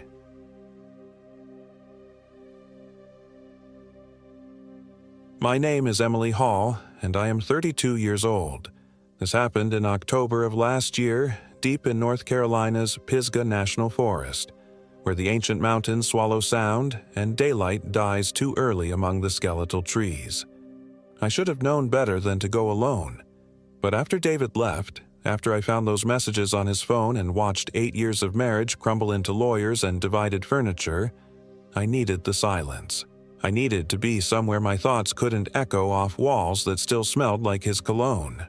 Copper, my 3-year-old German Shepherd mix, was my only companion. He'd been David's dog originally, but stayed with me after the split. Maybe he sensed I needed him more. Maybe he just preferred my cooking. Either way, he was all the company I wanted for this trip into the Blue Ridge Mountains. The forecast called for crisp October weather, perfect for the 3-day solo hike I'd planned along the Art Loeb Trail. I'd done this route twice before, back when David and I still did things together, back when I believed in forever. The familiar trail would be therapeutic, I told myself. Healing.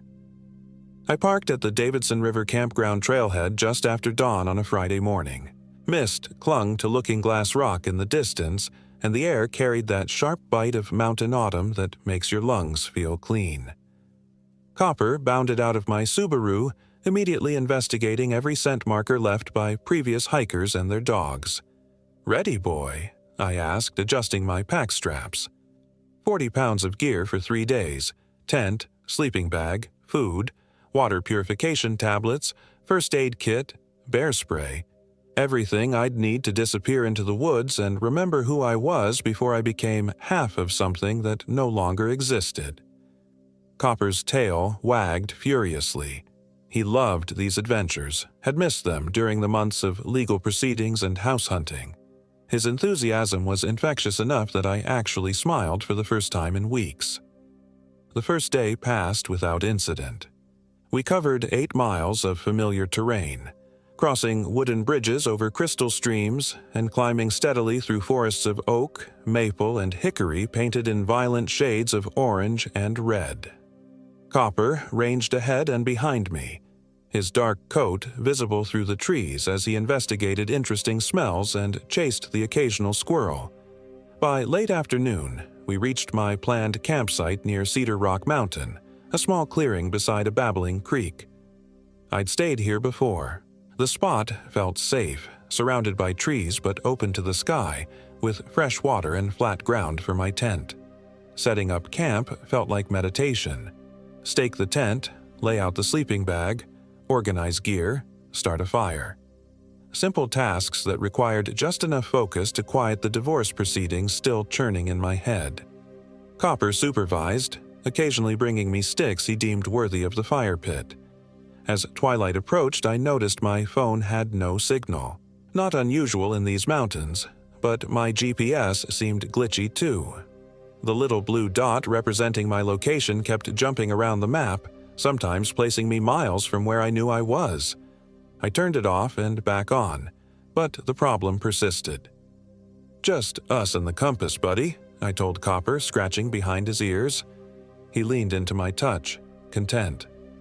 I managed to get a small fire started as full darkness settled over the forest. The flames danced hypnotically, casting shifting shadows that seemed to move independently of the trees. Copper settled beside me, but I noticed he kept lifting his head, ears pricked toward the woods. "What is it, boy?" I whispered.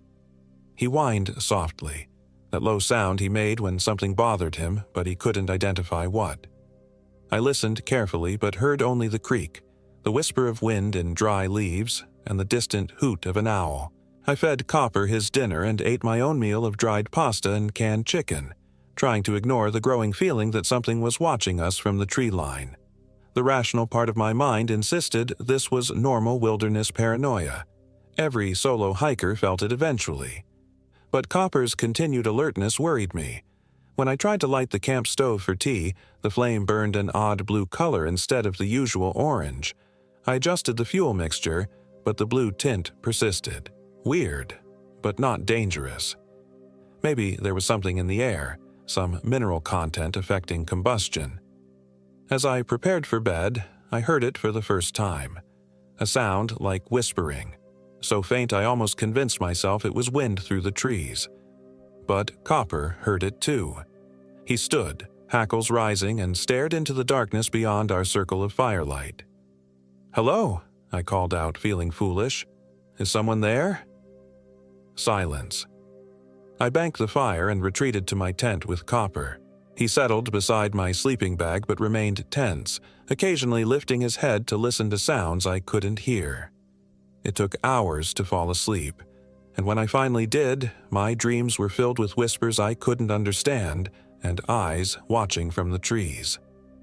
I woke to Copper's frantic barking. Gray dawn filtered through the tent walls, and my watch read 6:47 a.m. But that couldn't be right. I'd gone to sleep around 11 p.m. Had I really slept almost 8 hours? It felt like minutes. "What's wrong, boy?" I mumbled, unzipping the tent flap. Copper stood at the edge of our campsite, barking toward a cluster of pine trees about 30 yards away. I rubbed my eyes, trying to focus. There, partially hidden behind a thick trunk, stood a figure. "Hey," I called out, my voice cracking. "Hello?" The figure didn't move, didn't respond. In the dim morning light, I couldn't make out details, just a vaguely human shape that seemed wrong somehow. Too tall, too thin. The shadows made it hard to tell. I grabbed my bear spray and flashlight, stepping out of the tent in my sleep clothes and hiking boots. "Are you okay? Do you need help?" Still no response. Copper's barking grew more urgent. I took a few steps forward, flashlight beam sweeping the trees. "Sir, ma'am?" The figure vanished, not moved away, vanished. One moment it was there, the next moment empty forest. I played my light over the area, heart hammering, but found nothing. No footprints in the soft earth, no disturbed vegetation, nothing. "Okay," I whispered to myself. "Okay, that's fine. Just someone passing through, just a trick of the light." But I knew what I'd seen, and Copper had seen it too. I broke camp quickly, suddenly eager to be moving. The trail would take me higher into the mountains today, toward Black Balsam Knob.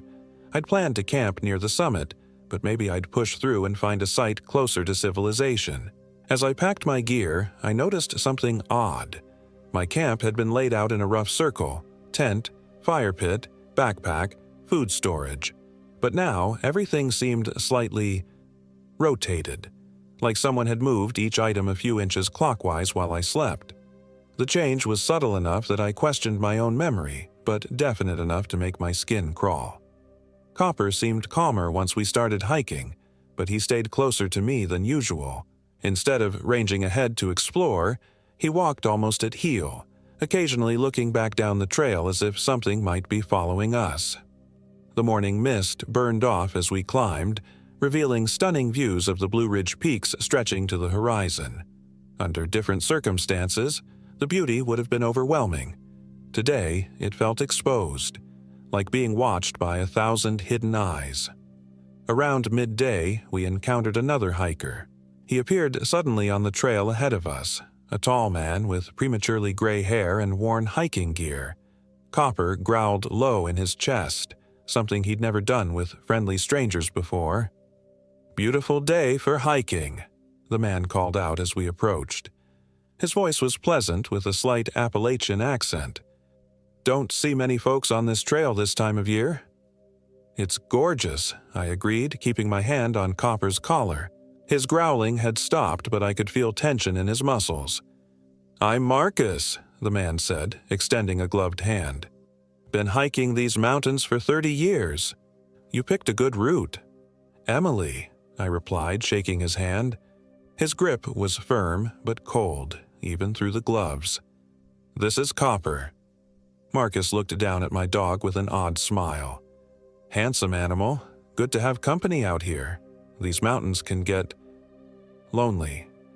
Something in his tone made me uncomfortable, but I couldn't pinpoint what. Maybe it was the way he looked at Copper, like he was evaluating him somehow. "Well, we should keep moving," I said. "Want to reach Black Balsam before the weather changes?" "Smart thinking," Marcus nodded. "I'm heading that way myself. Mind if I tag along? Safety in numbers and all that." Every instinct told me to say no, but refusing would have been rude.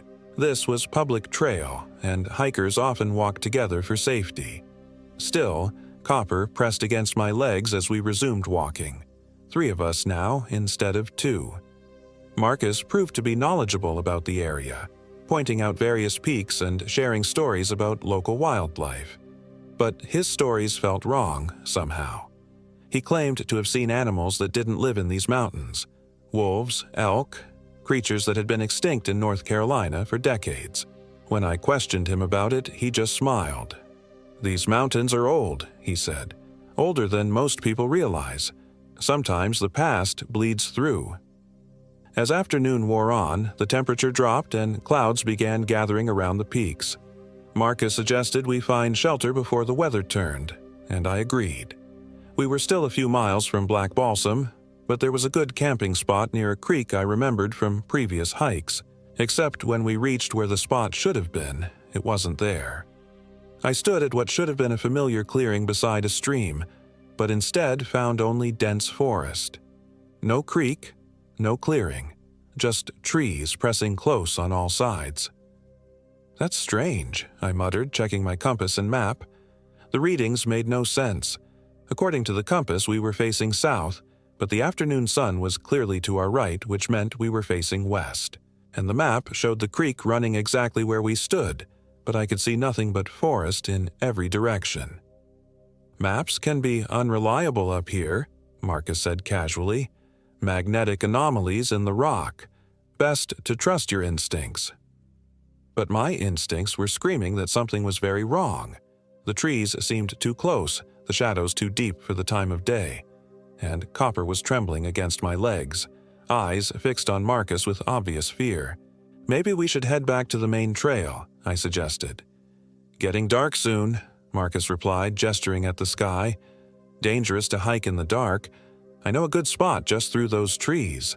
He pointed toward a gap in the forest that I swear hadn't been there moments before.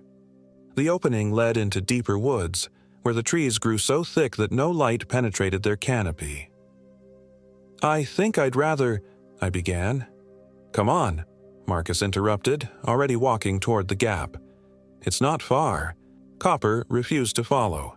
He planted his feet and would not budge no matter how I coaxed him. Finally, I picked him up, all 60 pounds of trembling dog, and carried him after Marcus. The moment we entered the deeper woods, the temperature plummeted. My breath misted in the suddenly frigid air, and frost began forming on the trees around us. In October, in North Carolina, at an elevation that shouldn't have been cold enough for frost even in winter. "How is this possible?" I whispered. Marcus didn't answer. He walked ahead of us with purposeful strides like he knew exactly where he was going. In the dim light filtering through the canopy, his movements seemed strange, too fluid, like he was gliding rather than walking. After what felt like hours but could only have been minutes, we emerged into a circular clearing. The space was perfectly round, as if someone had carved it from the forest with geometric precision. No stumps marked where trees had fallen. The forest simply stopped at an invisible boundary. In the center of the clearing sat the remnants of a fire pit made from stones that gleamed with an oily, iridescent sheen. Scattered around the pit were objects I didn't want to examine closely. Shapes that might have been bones, scraps of fabric, things that caught the fading light and reflected it back in colors that hurt to look at. "Perfect spot," Marcus said, his voice different now, deeper, with harmonics that seemed to come from multiple throats. "We'll be very comfortable here." I backed away, clutching Copper so tightly he whimpered. "I need to go. I need to get back to the trail." Marcus turned to look at me, and in the dying light, his face was wrong. The features were the same, gray hair, weathered skin, pleasant smile, but the proportions were off. Eyes too wide, mouth too narrow, teeth too sharp. "But, Emily," he said, "you've only just arrived, and I have so many things to show you." I ran. Crashing through the underbrush with Copper in my arms, I fled toward where I thought the trail might be. Branches tore at my clothes and face. Roots caught my feet. Behind me, I heard Marcus laughing, or something that sounded like laughter if laughter could come from a throat that wasn't entirely human. I burst from the trees onto what looked like a trail, though not one I recognized. The path was wider than the Art Loeb Trail, paved with stones that gleamed like the ones around the fire pit, but it led away from that clearing, and that was all that mattered. I ran until my lungs burned and my legs gave out, finally collapsing beside a large boulder. Copper jumped from my arms and immediately pressed against my side, both of us panting and shaking. "It's okay," I whispered, stroking his fur. "We're okay. We got away." But even as I said it, I knew it wasn't true.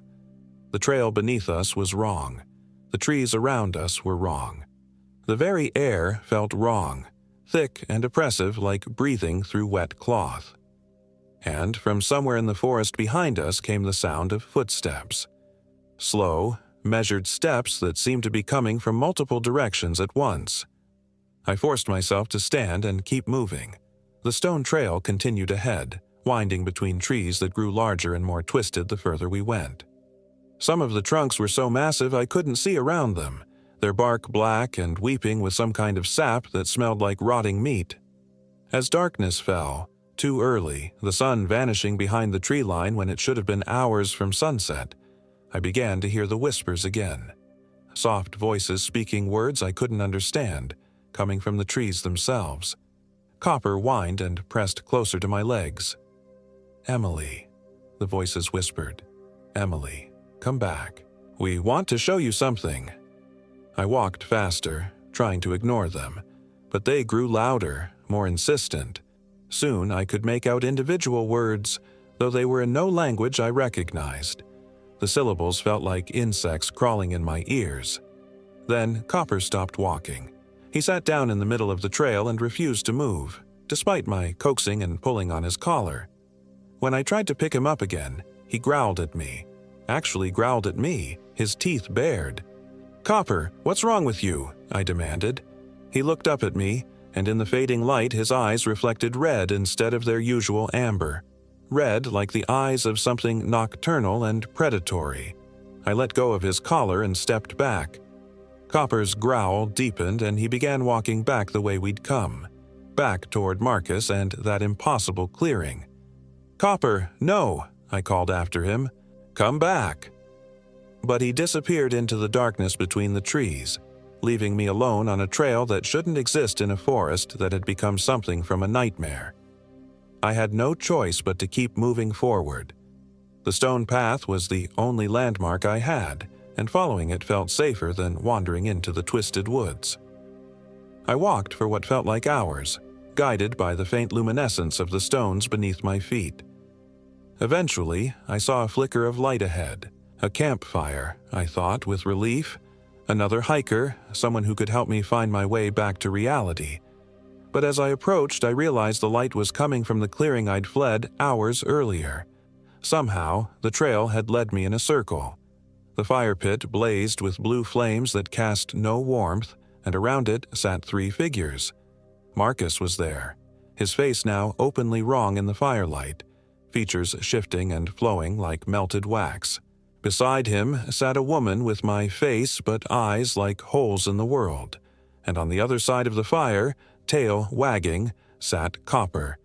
Except it wasn't Copper. Not anymore. This thing wore his shape, but its proportions were subtly off. Too large, too angular, and when it looked at me, intelligence gleamed in its red eyes, alien intelligence that had never belonged to any dog. "Welcome back, Emily," the thing with my face said in a voice like wind through dead leaves. "We've been waiting for you." "You're not real," I whispered. "This isn't real." Marcus laughed, the sound coming from multiple mouths now visible in his shifting features. "Real is a matter of perspective. We're as real as your grief, as real as your loneliness, as real as the part of you that wants to disappear into these mountains and never come back." The not Copper thing stood and padded toward me, moving with predatory grace. "Don't you want to stay, Emily? Don't you want to forget about David and the divorce and the empty house? We can take all that pain away." I backed away from the fire, from these things that knew too much about my life. "You're not my dog. You're not... What are you?" "We're what these mountains remember," the woman with my face said. "Every person who's ever been lost here, every hiker who disappeared without a trace, every soul the forest has claimed. We're all of them, and we can be you too." The not Copper thing lunged. I dove aside, rolling behind one of the massive trees. The thing landed where I'd been standing, claws gouging deep furrows in the stone, claws that no dog should have. "Run, little rabbit," Marcus called out, his voice echoing from multiple directions. "We do love a chase." I ran again, crashing through the underbrush away from the trail. Branches whipped at my face and thorns tore my clothes, but I didn't slow down. Behind me, I could hear them giving chase. Marcus's laughter, the woman's whispered promises, and the clicking of claws on stone that sounded nothing like a dog's paws. I don't know how long I ran. Time had become meaningless in this place where the sun set too early and trails led in circles. My legs burned and my lungs ached, but terror kept me moving. Finally, I stumbled into another clearing.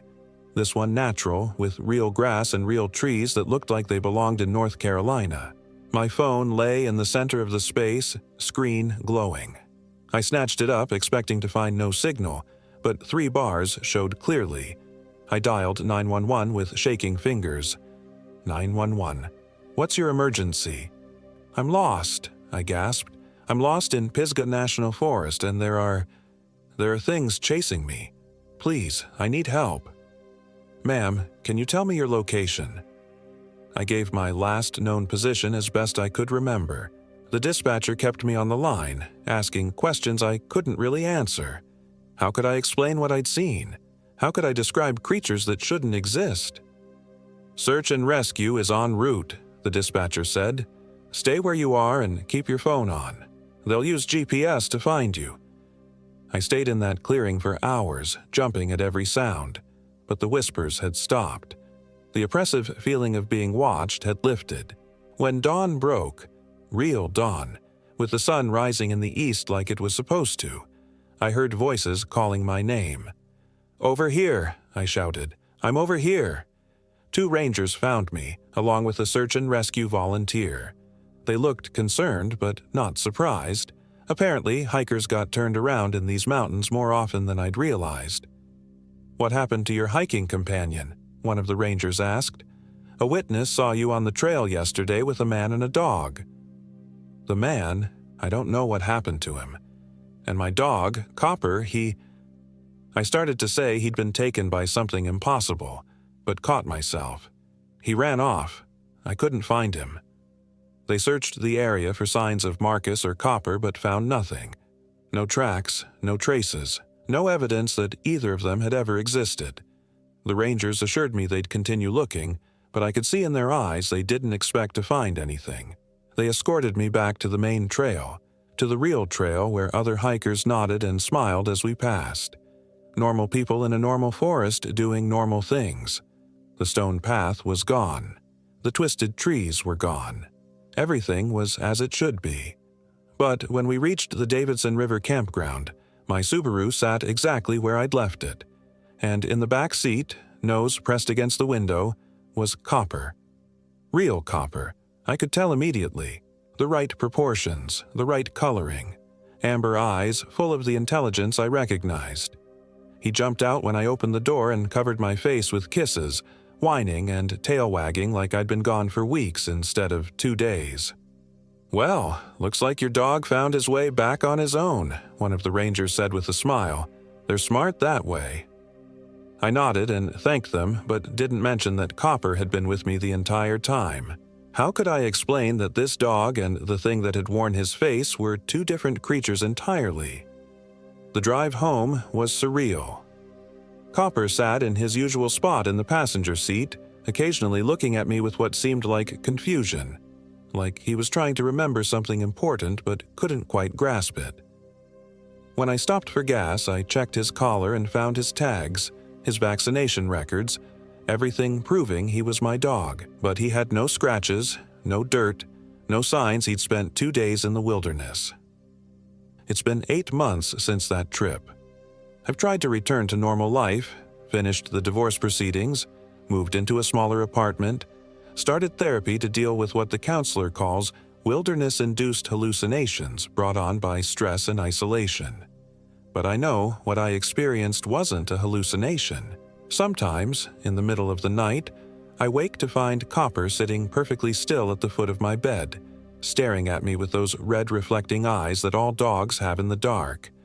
And for just a moment, just an instant, His proportions seem wrong.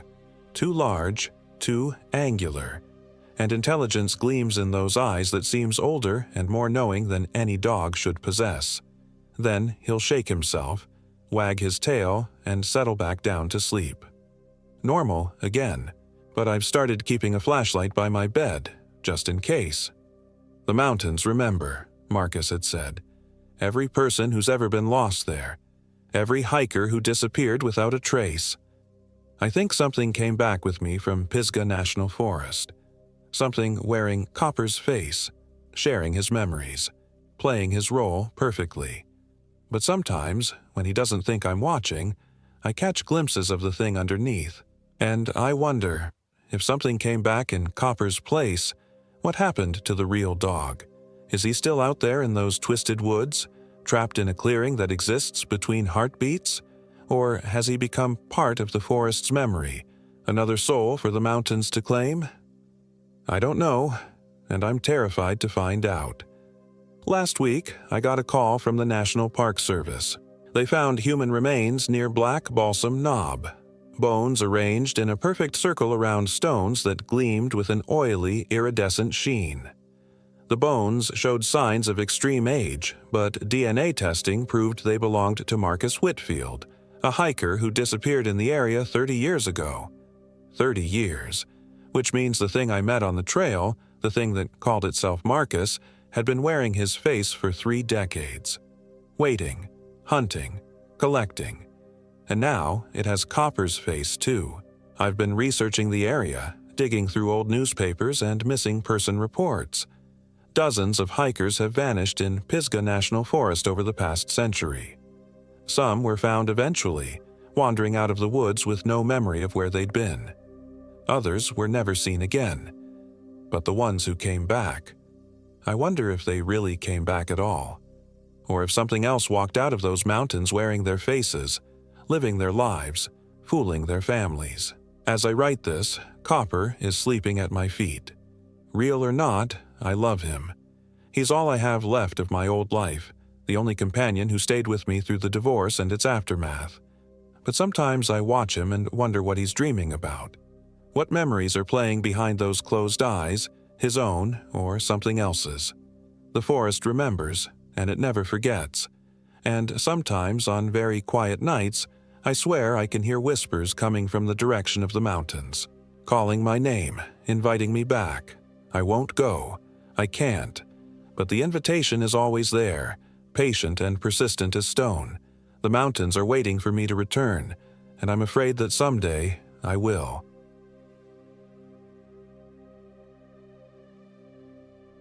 My name is Sarah Rodriguez, and I am 34 years old.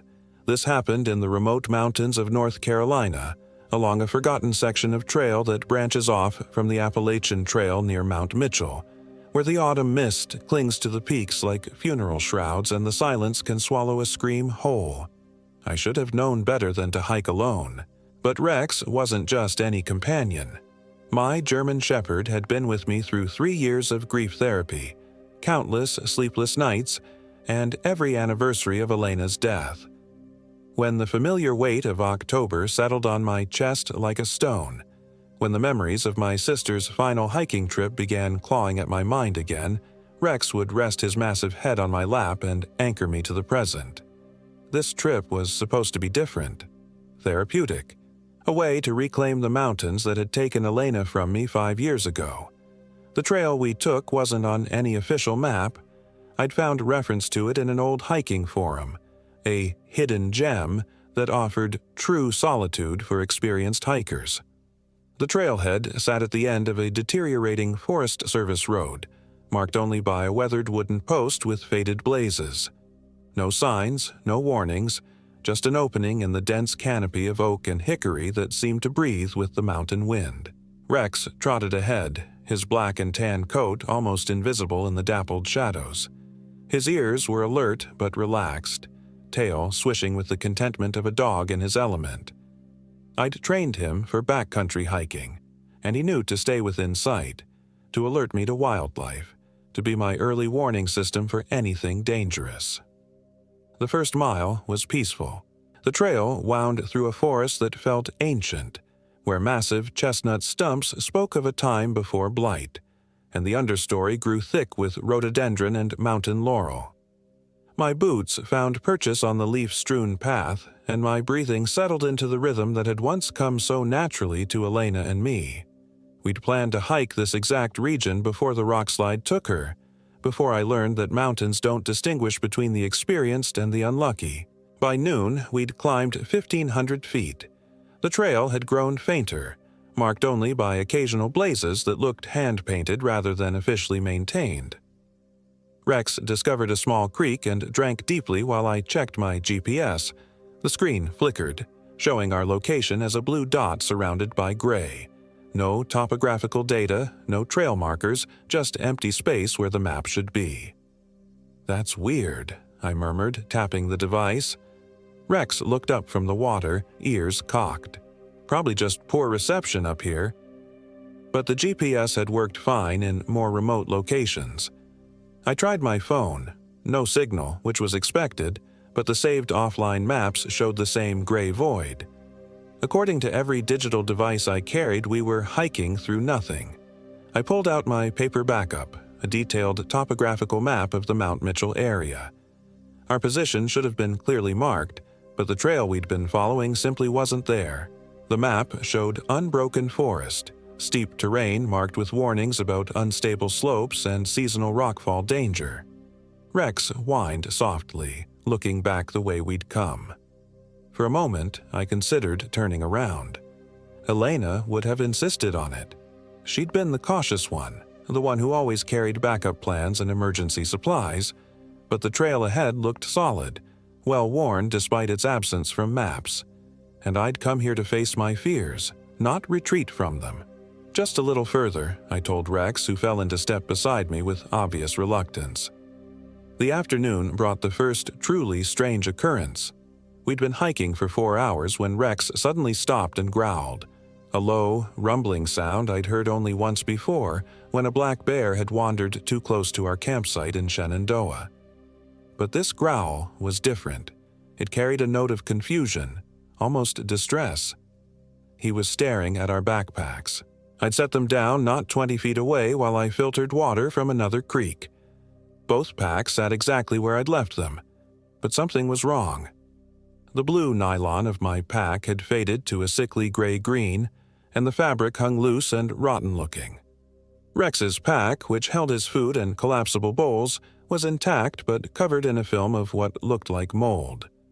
I approached slowly. Rex pressed against my leg. The smell hit me first. A sweet, cloying odor like fruit left too long in the sun. When I touched my pack, the fabric tore like wet paper. Inside, my carefully organized supplies had become a sodden mass. My sleeping bag was spotted with black mold, my food had bloated and burst, and my spare clothes felt damp and cold despite the dry afternoon. Only Rex's pack remained untouched. "What the hell?" I whispered, but my voice sounded muffled as if the forest itself were absorbing the words. I salvaged what I could. My first aid kit was intact, sealed in a waterproof pouch, and my knife and emergency supplies had survived in their protective cases. But most of my gear was ruined, rotted as if it had been left in a swamp for months rather than set down for 20 minutes. Rex whined again, pressing closer. His warmth was reassuring, but when I looked into his eyes, I saw something I'd never seen before. Fear. Deep, instinctual fear that made his pupils dilate and his breathing shallow. I should have turned back then, should have trusted his instincts and my own growing unease. But the trail continued ahead, and something about the way it curved around a massive boulder made me want to see what lay beyond. Elena had always said curiosity would be my downfall. She'd been more right than she knew. We continued hiking as the sun began its descent toward the ridgeline. The trail had become harder to follow, marked now only by disturbed leaves and the occasional broken branch. The forest around us had changed too, the healthy hardwoods giving way to something darker. The trees here were wrong somehow, their bark blackened and weeping sap, their branches reaching across the path like arthritic fingers. Rex had grown increasingly agitated, constantly looking over his shoulder and whining softly. Twice he stopped completely, hackles raised, staring at nothing I could see. But I felt it too. A sensation like being watched, like standing too close to the edge of a cliff where one wrong step would send you tumbling into an abyss. The sun was perhaps an hour from the horizon when we encountered the other hiker. He appeared suddenly around a bend in the trail, as if he'd been waiting there. A tall man in his 40s, wearing expensive hiking gear that looked brand new. His smile was wide and friendly, but it didn't reach his eyes. "Beautiful afternoon for a hike," he called out, raising his hand in greeting. Rex immediately moved between us, a low growl rumbling in his chest. The man's smile never wavered. "I'm David," he said, extending his hand. "David Jones. Don't see many people on this trail." I hesitated before shaking his hand. His grip was cold, clammy, and he held on just a moment too long. "Sarah, you're right. It's pretty remote up here. How long have you been hiking today?" "Oh, not long. Just started this morning." His eyes were pale blue, almost colorless, and they seemed to look through me rather than at me. Beautiful country, so peaceful, so isolated. Rex's growl intensified. David glanced down at him and something flickered across his face. Hunger? Amusement? It was gone too quickly to be sure.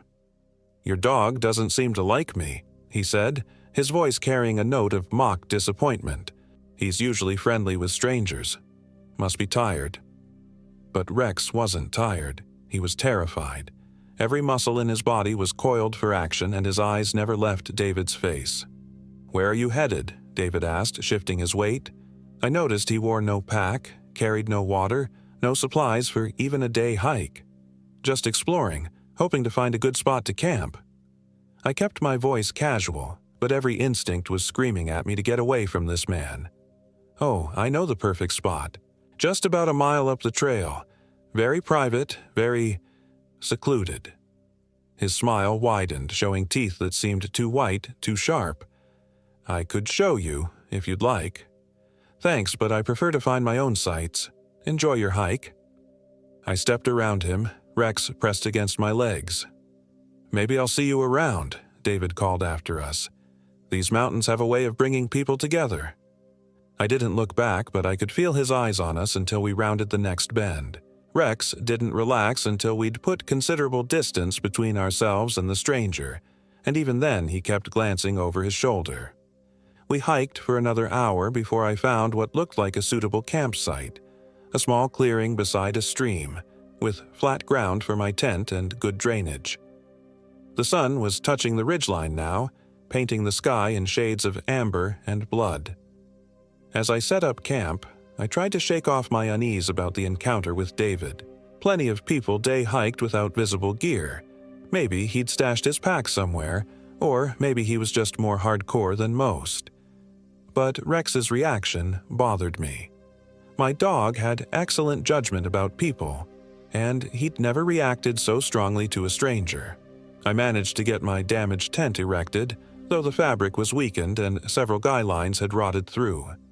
Rex ate his dinner normally, but he wouldn't settle. He kept pacing the perimeter of our camp, ears alert, occasionally stopping to stare into the darkening forest. When I tried to light my camp stove for dinner, the flame burned blue, an eerie, cold light that cast strange shadows and seemed to flicker with its own wind. The sight of it made my stomach clench with an inexplicable dread. I turned the stove off and ate cold food, unwilling to watch that unnatural flame any longer. As full darkness settled over the mountains, the forest fell into a silence so complete it seemed to have weight. No owl calls, no rustling of small animals, no insect sounds. Just a void of quiet that pressed against my eardrums and made my breathing sound unnaturally loud. Rex whined and pressed against me, his body trembling. I'd never seen him so agitated, not even during thunderstorms or fireworks. His fear was infectious, seeping into my bones until I found myself starting at every shadow. "It's okay, boy," I whispered, running my fingers through his thick coat. "Just a quiet night in the mountains." But it wasn't just quiet. It was empty, as if every living thing in the forest had fled or hidden, leaving us alone in a landscape that felt increasingly hostile. That's when I heard the crying. It was faint at first, almost lost in the whisper of wind through leaves. A child's voice, high and thin, calling for help somewhere in the darkness beyond our camp. Rex's ears shot up, and he looked toward the sound with confusion rather than alertness. "Hello?" I called softly. "Is someone there?" The crying stopped immediately, replaced by silence so profound it made my ears ring. Then, after perhaps 30 seconds, it started again, closer this time, and coming from a different direction entirely. I grabbed my flashlight and stood, Rex beside me. The beam cut through the darkness, illuminating trees and undergrowth, but nothing else. No child, no lost hiker, no explanation for the sound. "Mom!" The voice was clearer now.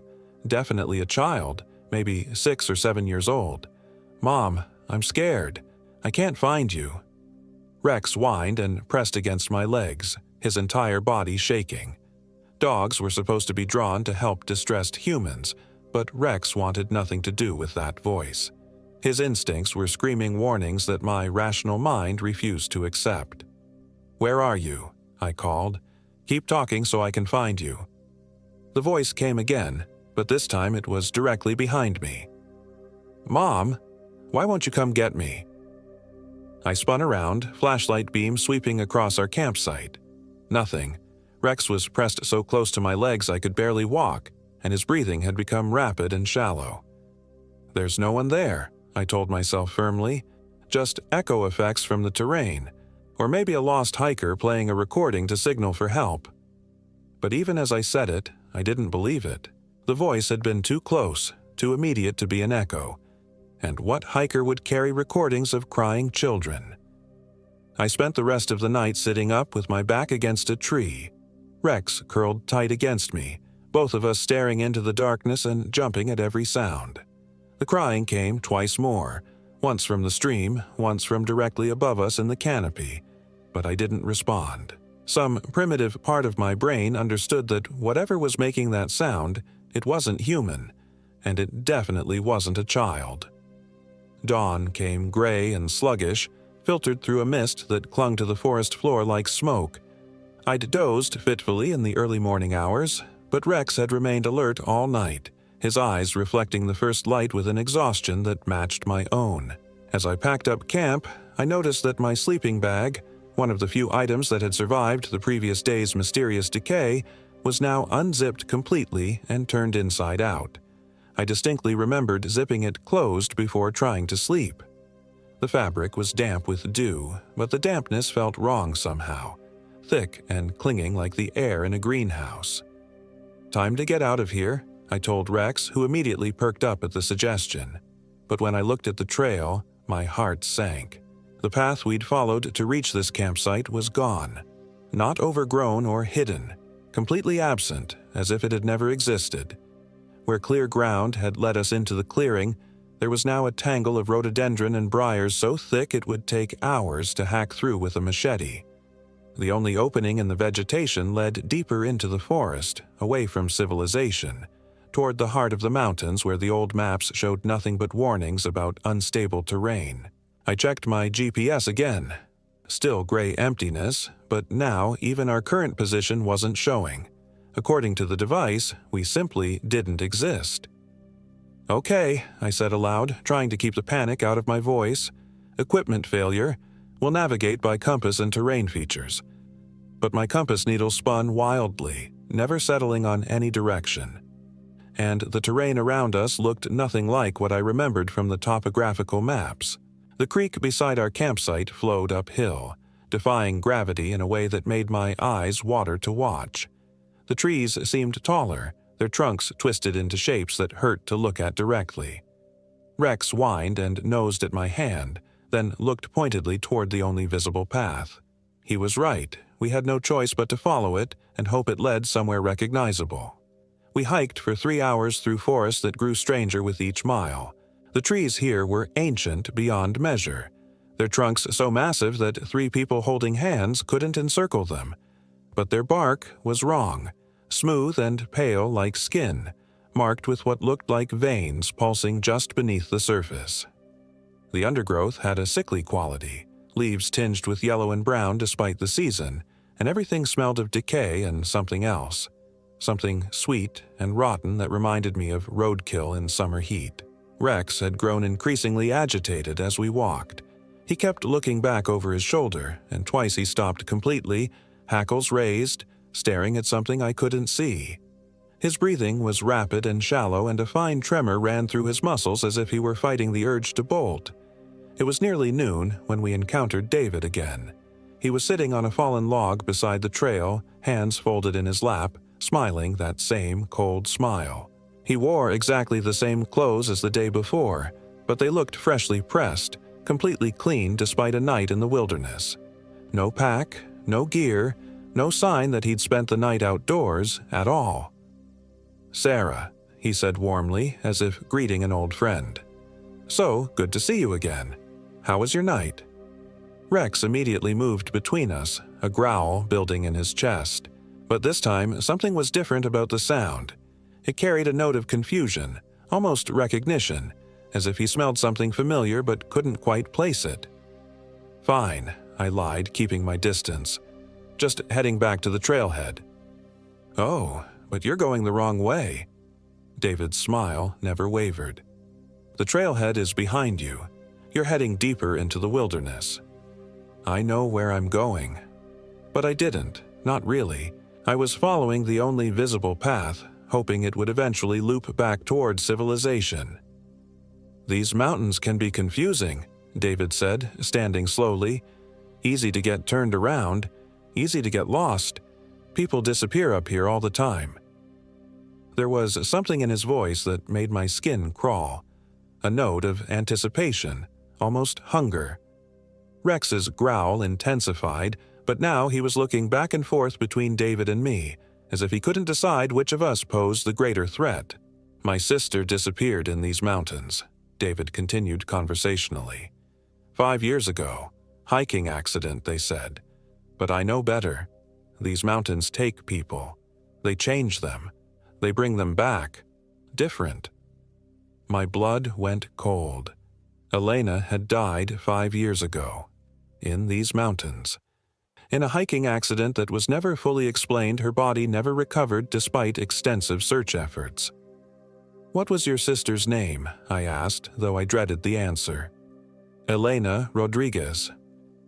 David's smile widened, showing those 2 sharp teeth.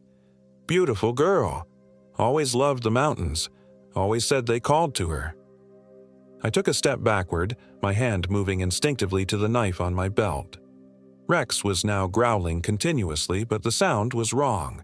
Confused, almost distressed. "That's impossible," I whispered. "Elena was my sister, and she's dead." "Is she?" David tilted his head, and for a moment his features seemed to shift, becoming softer, more feminine. "Are you sure about that, Sarah?" The voice that spoke my name was Elena's. Rex yelped and backed away, his confusion now obvious. He could smell Elena. I saw the recognition in his eyes, the way his tail started to wag before catching himself. But every other instinct was screaming danger. "You're not her," I said, drawing my knife. "Whatever you are, you're not my sister." "But I am," the thing wearing David's face said in Elena's voice. "I've been waiting for you, Sarah. Waiting for you to come back to the mountains. Waiting for you to find me." It took a step closer, and its features shifted again. Sometimes David, sometimes Elena, sometimes something else entirely. Something with hollow eyes and skin like tree bark and teeth that belonged in a predator's skull. "The mountains took me," it continued, "but they didn't kill me. They changed me, made me into something that belongs here, something that can bring others home." Rex was backed against a tree now, whimpering softly. But he wasn't looking at the thing anymore. He was looking at me, his eyes wide with terror as if I posed the greater threat. "I can make you like me," the Elena thing said, reaching out with fingers that were too long, too pale, ending in nails that looked more like claws. We can be together forever in the mountains, forever in the dark." I slashed at it with my knife, but the blade passed through empty air. The thing had moved faster than should have been possible, appearing now behind me, its breath cold against my neck. "Such fear," it whispered in Elena's voice. "Such delicious fear. But you don't need to be afraid, sister. Soon you'll understand. Soon you'll be like me." I spun around, knife ready, but it was gone. The forest around us had returned to its unnatural silence, and Rex was staring at me with an expression I'd never seen before. Distrust mixed with something that looked almost like disgust. "Rex?" I reached toward him, but he backed away, a low whine escaping his throat. That's when I realized what was wrong. The thing hadn't just worn David's face and Elena's voice, it had left something behind, something that clung to me like smoke, invisible but unmistakable to a dog's sensitive nose. Rex could smell it on me, could smell the wrongness, the contamination from contact with whatever that thing had been. To him, I was no longer entirely human. We continued hiking in silence, Rex maintaining a careful distance, his eyes never leaving me. I tried to call to him, to reassure him, but he wouldn't come close enough to touch. Every attempt to approach him sent him skittering away, whimpering softly. The trail began to climb steeply, winding up a ridge that appeared and disappeared in the shifting mist. My legs burned with the effort, and my breathing became labored in the thin air.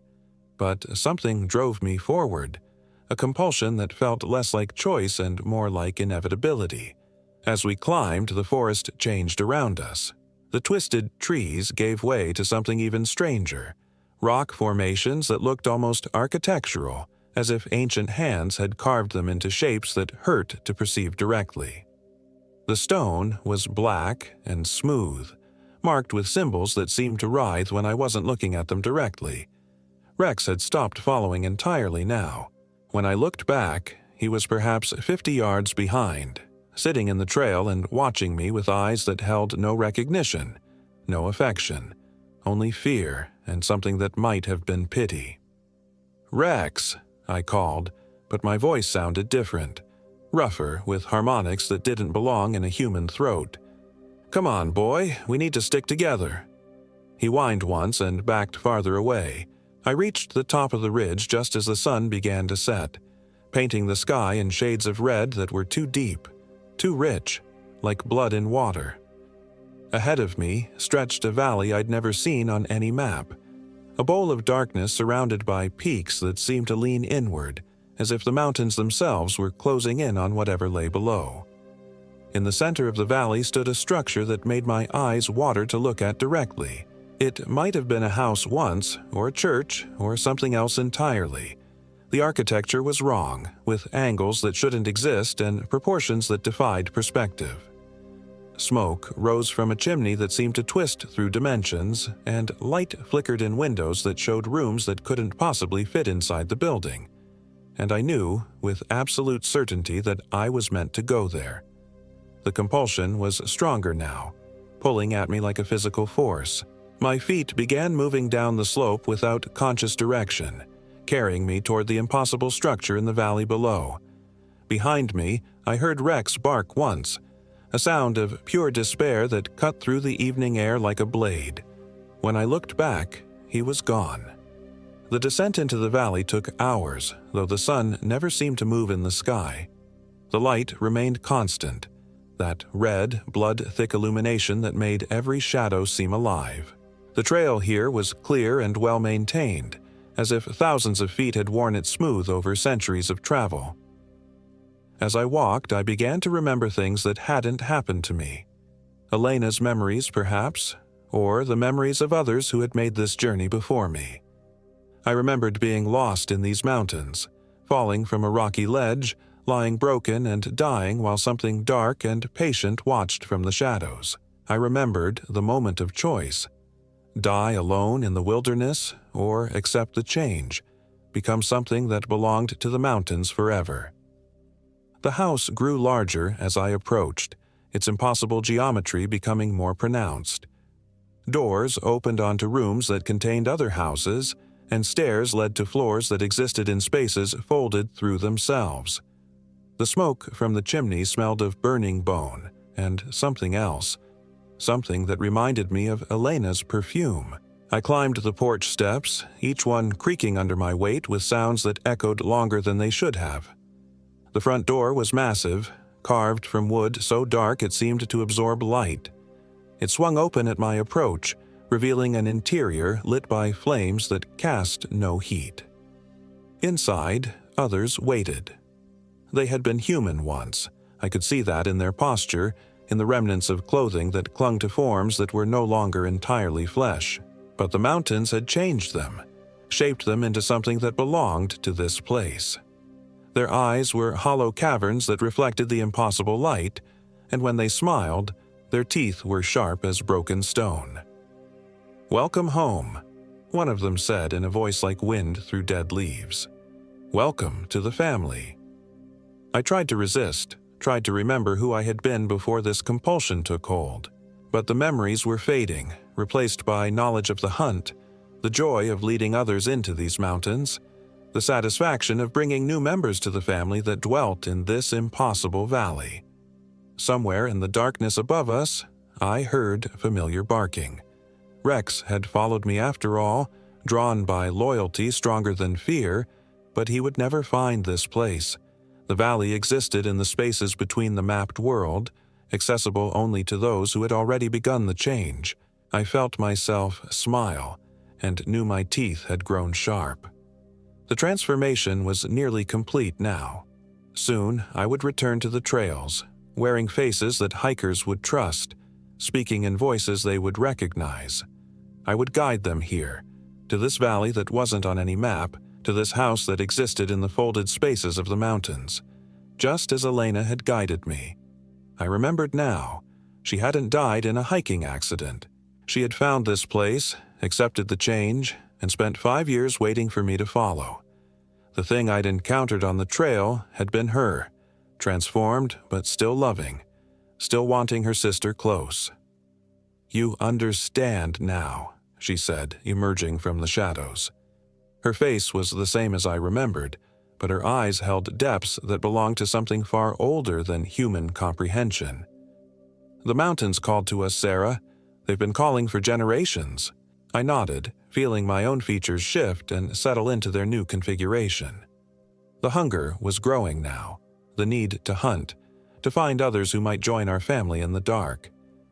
"There will be more," I said, and my voice carried harmonics that would make dogs whine and children cry. "There are always more who think they can conquer the wilderness alone." Elena smiled, and her teeth gleamed like polished bone in the firelight. Outside, Rex's barking grew fainter as he searched the empty trails for someone who no longer existed. Eventually, he would find his way back to civilization, would lead search teams into the mountains. But they would never find this valley, never find the house that existed in the spaces between reality. They would find only wilderness, empty trails, and the lingering scent of something that had once been human. I was Sarah Rodriguez, and I was 34 years old, and I died in the mountains of North Carolina on a bright October afternoon when the mist clung to the peaks like funeral shrouds and the silence swallowed my screams whole. But death, I learned, was not the end. It was only the beginning of a different kind of hunger.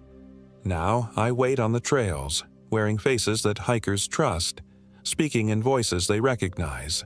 I guide them away from the mapped paths, toward the valleys that exist in the spaces between reality, toward the family that dwells in the dark.